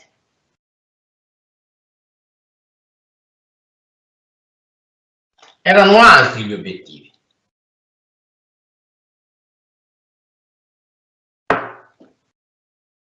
E io credo che ancora, siccome il testo di riferimento del 165 non è stato modificato, come vedremo, dalle norme emanate durante il Covid, e le norme a cui farò riferimento per raccontarvi, esprimervi questa vecchia normalità che sono tuttora in vigore, sono molto risalenti nel tempo, mi sembra di poter dire, e lo dimostrerò anche guardando queste norme, che il tema del reclutamento, inteso nel senso che vi ho detto all'inizio, principalmente il reclutamento dall'esterno, al legislatore italiano non è mai interessato a sufficienza e non interessa. E quindi o se ne fa carico oppure rimaniamo nella situazione attuale. Tra l'altro questo è molto conforme ai costumi italici. Si è molto più parlato di stabilizzazioni, di progressioni interne, di progressioni vincolate, di progressioni verticali, orizzontali. Qualcuno in maniera polemica direbbe di tutela dei già garantiti. Ma del reclutamento dall'esterno, cioè di coloro che garantiti non sono, il 165 se ne disinteressa fortemente e se ne è sempre disinteressato. Quindi a meno che scopriamo che durante questi 2 anni dell'emergenza pandemica il legislatore ha fatto qualcosa, ma non ha, ve lo anticipo subito, modificato il 165, quindi eventualmente ha fatto qualcosa latere, il primo punto che dobbiamo fissare in testa è che il legislatore, nella nuova normalità, deve decidere di prendere sul serio il tema del reclutamento e farne oggetto di studio, di ricerca e di nuova legislazione. Perché dico questo? Lo devo motivare. Ho appena detto che al legislatore dell'accesso dall'esterno alle pubbliche amministrazioni non gliene frega niente, ed è una cosa che se io dicessi in un corso di management delle organizzazioni private mi direbbero questo non è possibile, perché ti privi della linfa più importante, quella che appunto viene dall'esterno. Lo devo motivare. In primo luogo, guardate, perché il 165 è vecchio, scarno e insufficiente. È vecchio. L'articolo 1,2 del 165 ci dice quali sono le amministrazioni pubbliche alle quali il 165 si applica, e quindi le norme che nel reclutamento in esso contenute rinvengono, lo diceva prima Alessandro, l'ambito oggettivo, a chi si applica, di applicazione. Ho capito, ma chiunque conosce la nozione odierna di pubblica amministrazione sa che se c'è una nozione vecchia di pubblica amministrazione è proprio questa.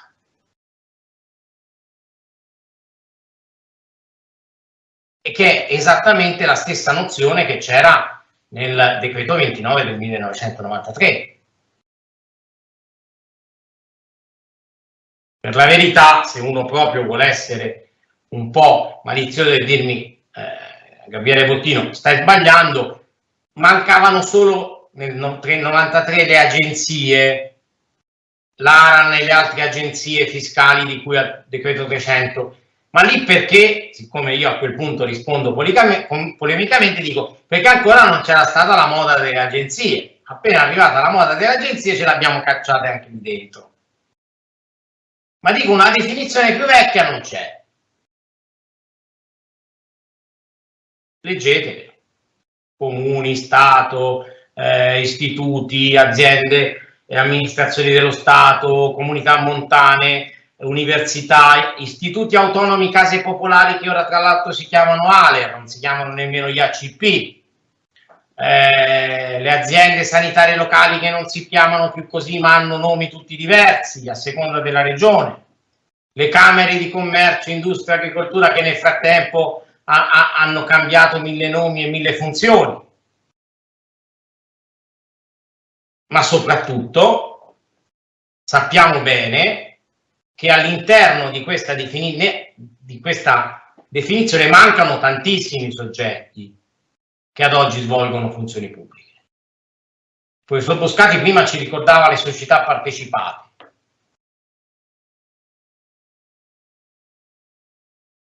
Io addirittura ricordo le società in house, cioè quelle interamente partecipate da enti territoriali che, secondo la nota definizione della Corte di Giustizia, non sono nemmeno soggetti diversi dalle amministrazioni stesse, ma sono longa manus, sono dépendance, non sono a soggetti diversi. Eppure questi soggetti sono ancora fuori dall'applicazione del 165. Alessandro ci ricordava prima che svolgono, perché il testo unico del 2015 e del 2016 glielo impone, in realtà già una norma dal 2008-2012 prevedeva questo, delle procedure selettive, ma certamente andate a vedere non sono concorsi pubblici, anzi.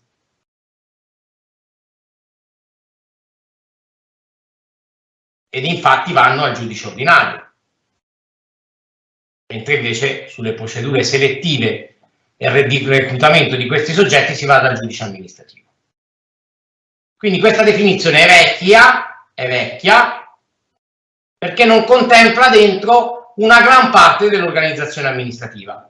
E mi sono riferito solo alle società in house, mentre invece Alessandro Boscati ci diceva no, guardate, forse il tema riguarda anche tutte le società partecipate, non necessariamente dove il 100% sia pubblico, ma anche dove il pubblico sia pari al 50, 60, 70, 80%.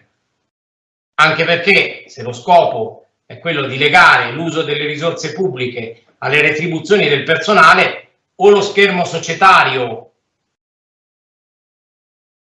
ha questa capacità magica, ma allora è una simulazione ed è un gioco di prestigio, oppure non possiamo accettare che lo schermo societario faccia automaticamente mutare quelle risorse da pubbliche a private. Sono sempre risorse pubbliche e quindi perché questi soggetti dovrebbero reclutare in maniera diversa da come fa un comune, una regione, una ASL o una università, visto che le risorse sempre pubbliche sono? Ma è talmente vecchia questo 165 sul reclutamento che addirittura nel comma 3 dice una cosa che non è più vera, è falsa. Quindi il legislatore non ha nemmeno avuto il bon ton, la eleganza istituzionale di aggiornarla alla riforma del titolo quinto della Costituzione, a dimostrazione del fatto che non gliene frega niente del reclutamento al legislatore. Perché? Perché ancora ad oggi il comma 3 del 165 articolo 1 dice che le disposizioni di questo decreto per le regioni costituiscono principi fondamentali ai sensi dell'articolo 117 della Costituzione. Falso, questo era vero con la Costituzione prima del 2001, perché prima del 2001, come sapete, c'era una materia che era l'organizzazione amministrativa delle regioni, dove lo Stato poteva fare principi fondamentali. Oggi non è più così, e infatti la Corte Costituzionale ci ha detto che di fatto il comma 3 lo possiamo cancellare, il legislatore non lo vuol fare, e poiché ad oggi, ai sensi dell'articolo 117,2 lettera G della Costituzione, lo Stato in competenza esclusiva può fare leggi soltanto per le amministrazioni centrali e gli enti pubblici nazionali, il 165 per le regioni non vale più.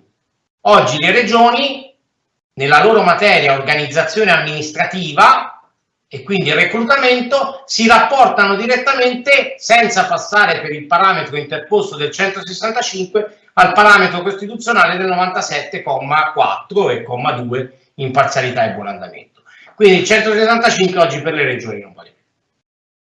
Loro possono reclutare con proprie leggi, bastano che siano conformi ai principi di cui all'articolo 97.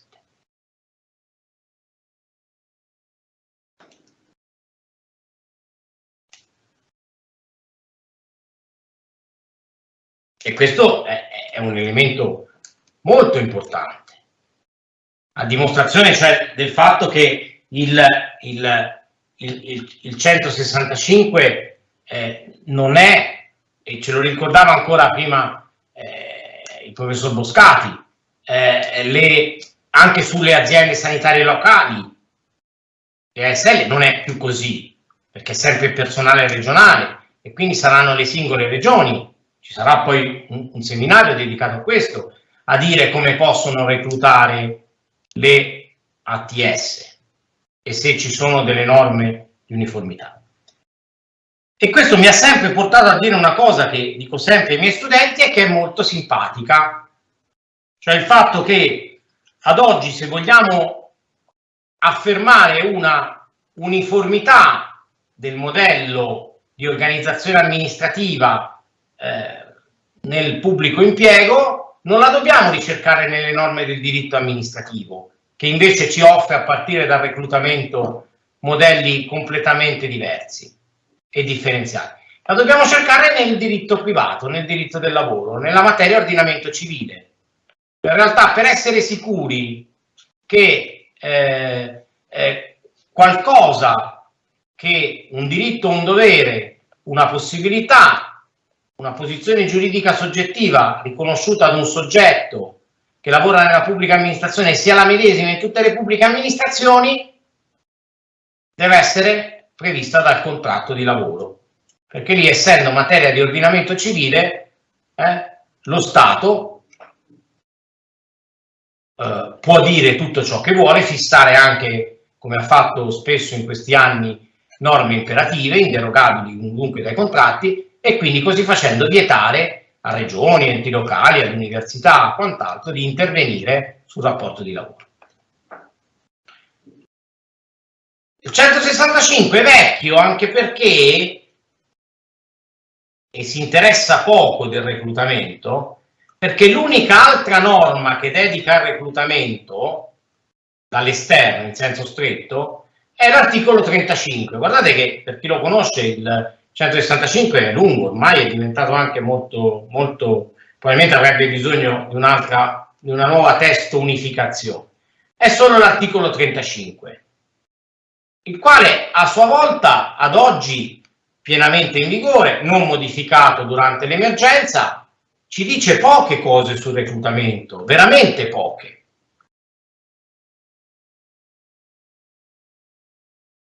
Che cosa ci dice? Beh, innanzitutto che quello che la Costituzione chiama concorso nella legge non è tale, perché il 165 non utilizza mai la parola concorso pubblico, ma utilizza la parola procedura selettiva. che l'articolo 35 si apre dicendo che l'assunzione delle pubbliche amministrazioni può avvenire o mediante procedure selettive o mediante avviamento diretto degli iscritti nelle liste di collocamento. Dopodiché nel comma 3 ancora ad oggi, e ripeto, siamo alla vecchia normalità, quindi qui non è cambiato niente, l'emergenza non ha individuato e non è intervenuta direttamente su queste norme, ci dice quali sono i principi da applicare in queste procedure selettive.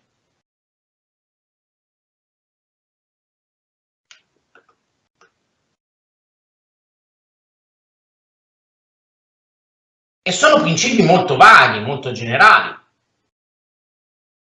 La pubblicità della selezione, la celerità, l'ausilio di sistemi automatizzati, con riferimento a quella dicotomia fra conoscenza e competenza, l'articolo 35 di nuovo ci dice pochissimo in termini di principi. Ci dice che dobbiamo adottare nelle procedure di reclutamento dei meccanismi idonei a verificare il possesso dei requisiti attitudinali e professionali richiesti in relazione alle posizioni da ricoprire.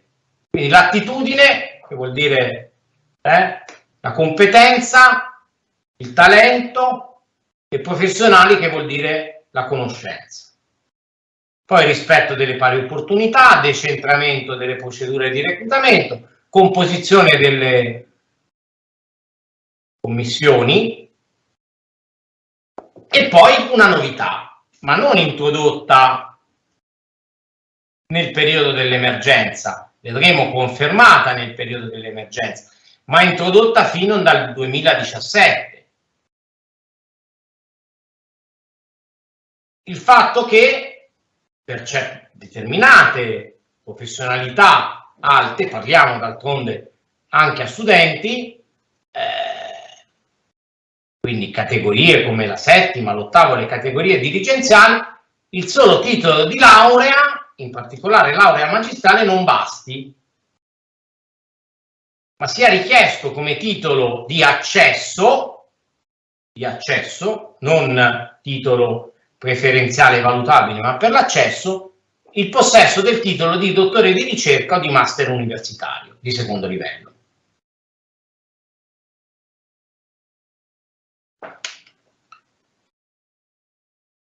Per il resto veramente l'articolo 35 non ci dice altro, perché anche qua nel comma 3 bis, anch'esso introdotto nel 2015-2017, ci spiega come, e ve lo diranno poi nei prossimi seminari, si possono fare delle stabilizzazioni per personale che già ha lavorato presso le pubbliche amministrazioni. Ci dice che la vigenza delle graduatorie, ce lo ricordava prima Alessandro, è di regola di 2 anni dalla data di approvazione, fermo restando che è esperienza storica che molte volte la legge prorogato la durata delle graduatorie. E poi infine ci dice che gli enti locali hanno uno strumento particolare che è il regolamento sull'ordinamento degli uffici e dei servizi, in cui possono spiegare come fanno i concorsi. Come è stata attuata tutta questa vecchia normalità? Ma in realtà da norme altrettanto risalenti nel tempo, vecchie e molto simili a quello che dice il 35. Questo è il vecchio reclutamento, ancora ad oggi in vigore, tutte norme vigenti. Perché il regolamento attuativo del decreto 165 e di questo articolo 35 in particolare è ancora contenuto in un decreto che risale all'anno 1994, il decreto 487 del 1994, quindi addirittura ancora emanato in vigenza del decreto 29 1993. L'unica fonte nuova e più recente nel tempo è una fonte stranissima, che però è lì che c'è un po' di novità, perché è una direttiva del Dipartimento della Funzione Pubblica, del Ministero della Funzione Pubblica, numero 3 del 2018, che si intitola Linee guida di indirizzo amministrativo sullo svolgimento delle prove concorsuali e sulla valutazione dei titoli, ispirate alle migliori pratiche a livello nazionale e internazionale in materia di reclutamento del personale. Il problema è che, per chi conosce la teoria delle fonti in diritto amministrativo, nel momento in cui dobbiamo andarci a chiedere che valore abbia questo atto, che è una direttiva di fatto del ministro, che al tempo si chiamava per la semplificazione della pubblica amministrazione, oggi si chiama per la pubblica amministrazione, nella teoria delle fonti è difficile affermare che abbia un valore normativo. Queste direttive normalmente hanno il rango di circolari, di atti di indirizzo, che non sono atti normativi come le leggi e i regolamenti. Intendo dire che l'allora ministro non se la sentì nemmeno di adottare un decreto ministeriale o un regolamento, ma adottò queste linee guida. Queste leggetevele perché sono interessanti. Per esempio, è qua scritto che non è vero che bisogna necessariamente fare lo scritto, l'orale, 2 scritti, 2 orali sulle materie. Si dice che è importante ricordare che non esiste una procedura o un modello di concorso standard valido per il reclutamento di qualunque professionalità. Occorre di volta in volta modulare le procedure e i modelli al fine di pervenire alle soluzioni più adatte.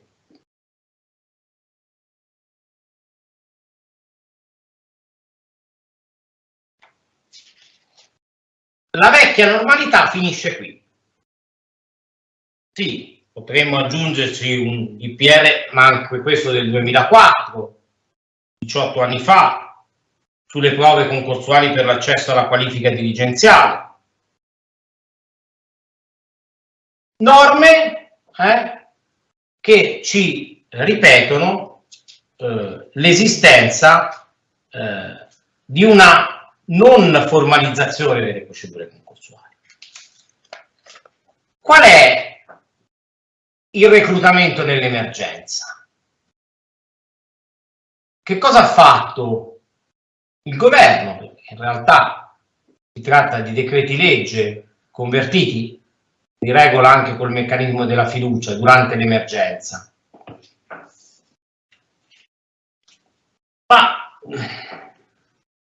direi che possiamo distinguere un primo intervento costituito da 2 decreti legge del 2020, il 18 e il 34, che avevano come, tra virgolette, unico scopo quello di fare riprendere le procedure. Perché? È perché il primo effetto della pandemia era stato quello di interrompere lo svolgimento di tutte le procedure concorsuali già bandite. Quindi il reclutamento era ripartito dopo il 2012-2013, garantendo anche un po' di turnover, ma le procedure, per la semplice ragione che per il principio di imparzialità e di pubblicità le prove scritte e orali le dovevi fare in presenza, erano state sospese per la semplice ragione che, come sapete, non potevamo nemmeno uscire di casa. E quindi qua il problema era una questione di come svolgere le procedure concorsuali in essere. Soprattutto invece i 2 provvedimenti che più sono intervenuti a fare il reclutamento dell'emergenza sono il decreto legge, vedete sempre decreti legge, d'altronde è questo lo strumento normativo utilizzato durante la pandemia, numero 44 del 2021 e numero 80 del 2021. Cosa hanno fatto questi 2 decreti? Per quanto riguarda il 44, ha operato delle semplificazioni procedurali notevoli. In particolare ha ridotto i tempi e le procedure, perché ha previsto come regola durante l'emergenza che il reclutamento sia fatto solo da una sola prova scritta e da una prova orale. Nel merito, con l'utilizzo tra l'altro di piattaforme digitali con la videoconferenza e la prova orale, cose che tra l'altro abbiamo conosciuto anche in università, perché gli esami li abbiamo dovuti fare in analoghe modalità. Di poi, e qua è intervenuto altrettanto fortemente il decreto 80, il decreto 80 ha ripreso esattamente questa modalità semplificata e ha aggiunto le cose che vi starò per dire, e avviandomi alla conclusione, applicandola al PNRR. Quindi mentre il decreto sostanzialmente 44 non riguardava l'attuazione delle politiche presenti nel PNRR, il decreto 80 si è posto il problema di assumere nuovo personale, molto, ora vedremo, per attuare le politiche presenti nel PNRR. Quali sono le regole del reclutamento durante l'emergenza? La prima ve l'ho già detta, se volete i riferimenti sono l'articolo 10 del decreto 44 e nel decreto legge 80 sono gli articoli 1, 7, 11, 13 e 14. In particolare l'articolo 14 del decreto 80 è quello che riassume meglio di tutti questa disciplina, per capire che cos'è il reclutamento durante l'emergenza. Semplificazione procedurale. Il ministro Brunetta più volte ha detto che questi concorsi devono svolgersi al massimo entro 100 giorni.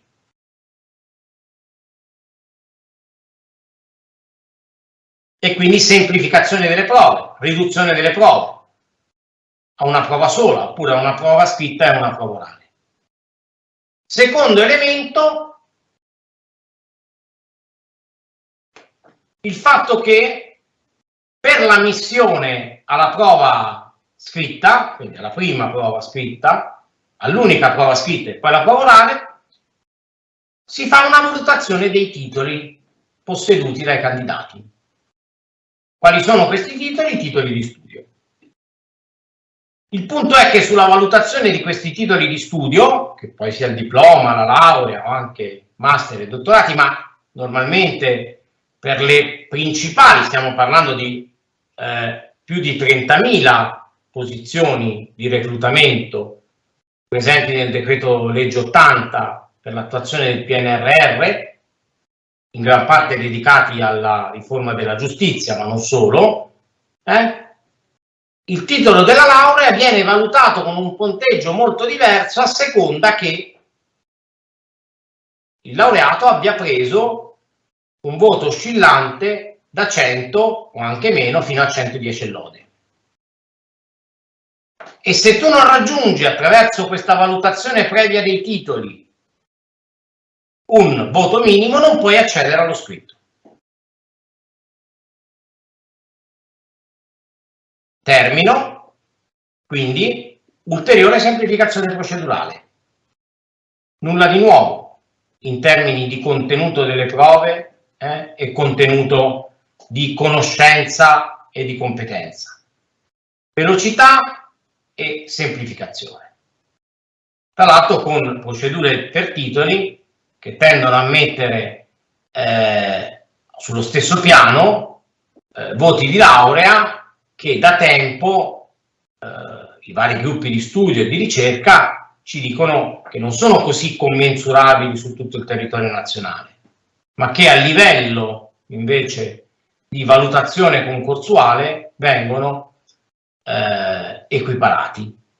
E invito a guardare la tabella allegata sia al decreto 44 che al decreto 80 e vi rendete conto, e relativi bandi di concorso che poi l'hanno applicati, la differenza è sensibile, perché chi ha preso 101 ha un punto di titoli per l'ammissione, chi ha preso 110 e lode ha 12 punti per l'ammissione.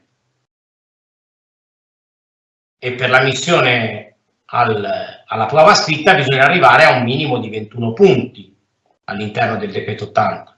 Quindi voi capite che la differenziazione nel voto di laurea è importante, è fondamentale. Ho concluso davvero. È questo il nuovo reclutamento? Beh, direi di no. La nuova normalità è ancora tutta da scrivere. Il 165 continua a non dirci nulla, se non quello che abbiamo letto. Questi due decreti introducono modalità semplificate, come hanno fatto anche per la scuola, no? L'esame di maturità è stato fatto soltanto in forma orale. L'esame per l'abilitazione alla professione di avvocato è stato fatto soltanto con una prova in forma orale. Modalità semplificate di svolgimento delle prove, null'altro. Sempre prove scritte o prove orali volte all'accertamento di competenze e di conoscenze teoriche e pratiche, e velocità e uso di tecnologie digitali. Questo mi consente di dire che la nuova normalità io non so qual è,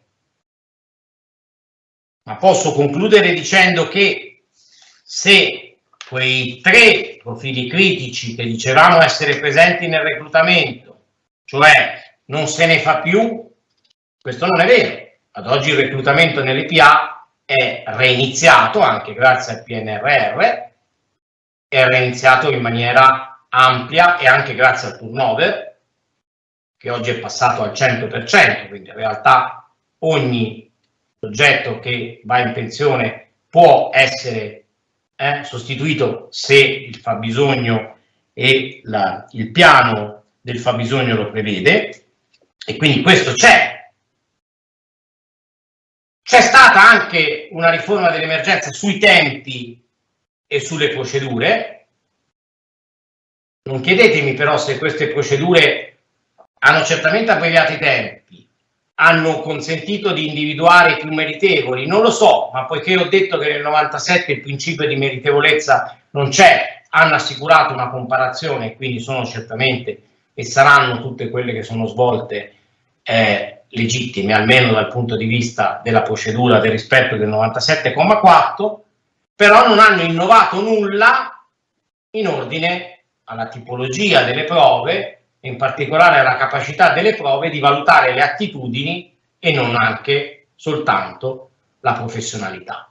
È questa nuova normalità che secondo me dovremmo raggiungere, però questo si può fare necessariamente riscrivendo, rimettendo mano al 165 e dedicando al reclutamento inteso come accesso dall'esterno degli articoli specifici, distinguendo nettamente le questioni relative alla stabilizzazione, alle progressioni verticali, orizzontali interne, dal reclutamento dall'esterno. Perché fino ad oggi questa distinzione, abbiamo detto e sappiamo, ce lo ricordava prima anche il professor Boscati, è stata lasciata alla giurisprudenza.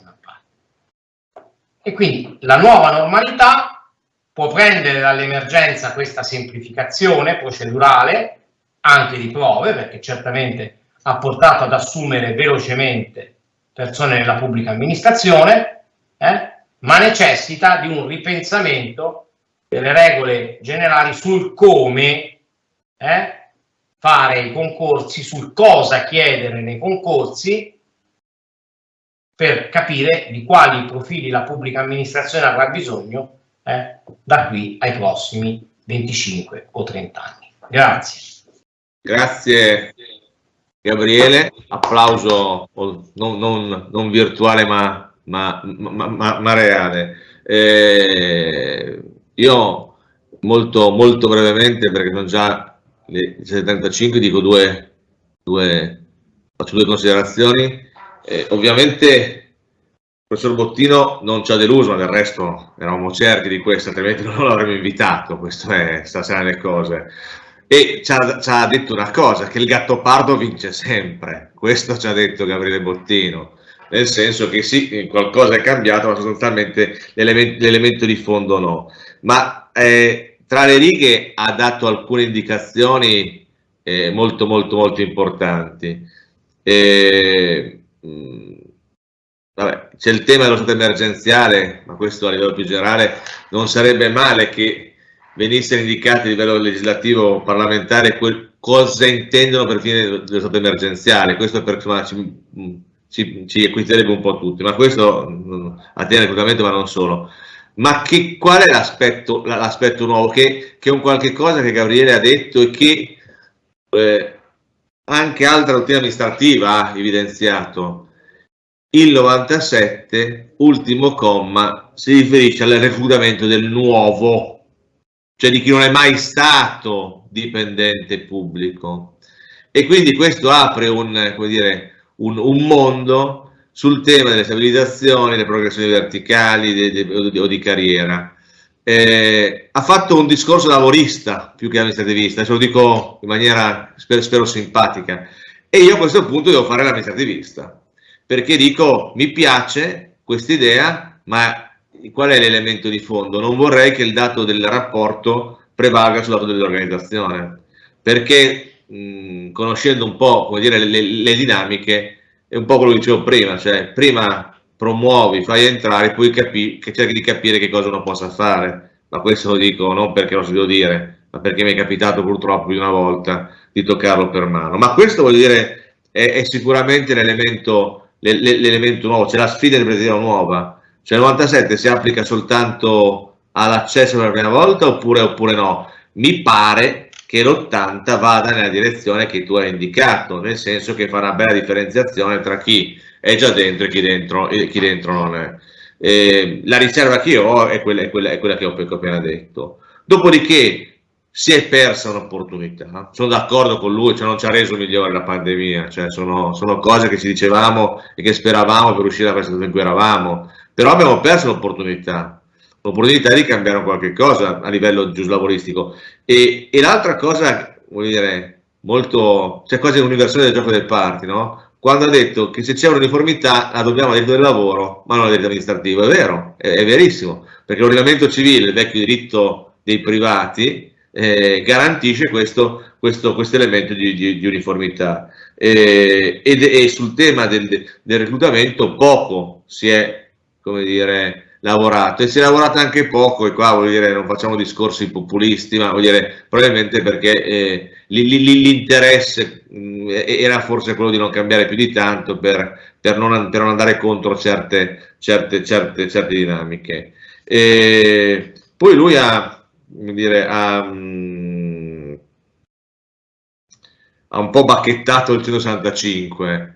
Ha ragione, ma il 165 mi ricordo che Massimo D'Antona nacque per una finalità diversa, cioè si voleva razionalizzare. Lavorammo un anno e mezzo, poi arrivavamo a Palazzo Vidoni e qualcuno ci disse, e non era la funzione pubblica, ma la controparte dell'ARAN, che ci disse che in realtà si voleva legificare non era cosa buona e giusta, e quindi tutto è stato bloccato. Dopodiché non è stato più, riformato, ma è vero quello che dice. Aggiungiamo, cioè lui per garbo non l'ha detto, io che meno garbato sono lo dico, la contrattualizzazione è nata semplicemente per un tema di pace sociale, di coesione sociale, per avere l'appoggio dei sindacati per fare delle operazioni di contenimento del costo del lavoro e più in generale di contenimento della spesa pubblica, perché senza l'appoggio del sindacato certe operazioni non si riuscivano a fare, tant'è che la contrattualizzazione nasce su proposta del sindacato, non nasce su proposta governativa. Questo è l'altro elemento. Poi Tangentopoli, altro aspetto che per garbo Gabriele non ha ricordato, ha messo il carico da 11, chi gioca a carte sa cosa vuol dire questo, ma la dinamica era questa fondamentalmente, cioè cercare un elemento di coesione sociale, e su questo gli ultimi interventi io vedo un forte elemento di coesione sociale, perché gli ultimi, o quantomeno di sponsorizzare certe posizioni, perché l'anima del 93 sotto certi profili, l'anima del 2021, cioè chi ha in qualche misura ispirato è sempre. Dopodiché anche qui c'era un tema ovviamente di cercare di motivare dipendenti pubblici che per troppo tempo erano rimasti in un angolo dopo il blocco della contrattazione e che con la pandemia avevano forse sofferto più di altri, al di là di quello che si dica sui giornali, vuol dire che troppe volte vengono dette cose probabilmente non totalmente a proposito, ma, o quantomeno vengono enfatizzate per questioni. Dopodiché io credo che il tema del reclutamento non possa essere disgiunto da quello che dicevo prima all'inizio, dal tema del trattamento economico, perché qual è l'elemento di fondo? Che il mercato del lavoro pubblico non tiene certe professionalità, perché qual è il problema? Che tu recluti, formi, arriva al privato e la stessa professionalità te la porta a casa, perché offrendo il doppio al dipendente, ma scaricando i costi della formazione. Cioè, è successo non tanto lontano da casa mia in cui mi trovo in questo momento. Voglio dire. Questo è un altro degli elementi da pensare e da valorizzare. Detto questo, mi fermo, ringrazio ancora Gabriele Bottino per il suo bellissimo intervento, no, veramente ripeto, non avevo dubbi e come sempre i prossimi incontri serviranno ad approfondire i temi specifici che in questa giornata abbiamo delineato negli elementi essenziali, e lascio per le conclusioni la parola alla professoressa Zilli, che ringrazio nuovamente per aver intavolato e imbandito questa tavola. Grazie. Ed eccoci alle conclusioni delle conclusioni, che in realtà sono un invito. Mi unisco al coro dei ringraziamenti a chi ha avuto oggi la gentilezza e il piacere di partecipare a questo incontro. Grazie al professor Bottino, grazie al professor Boscati e alla professoressa Marina Brollo, e ci vediamo mercoledì 10 novembre da Macerata. Avremo i professori Filippo Livelli e Stefano Villamena. Parleremo di come si inizia, cosa c'è prima del reclutamento, dalle piante organiche ai fabbisogni.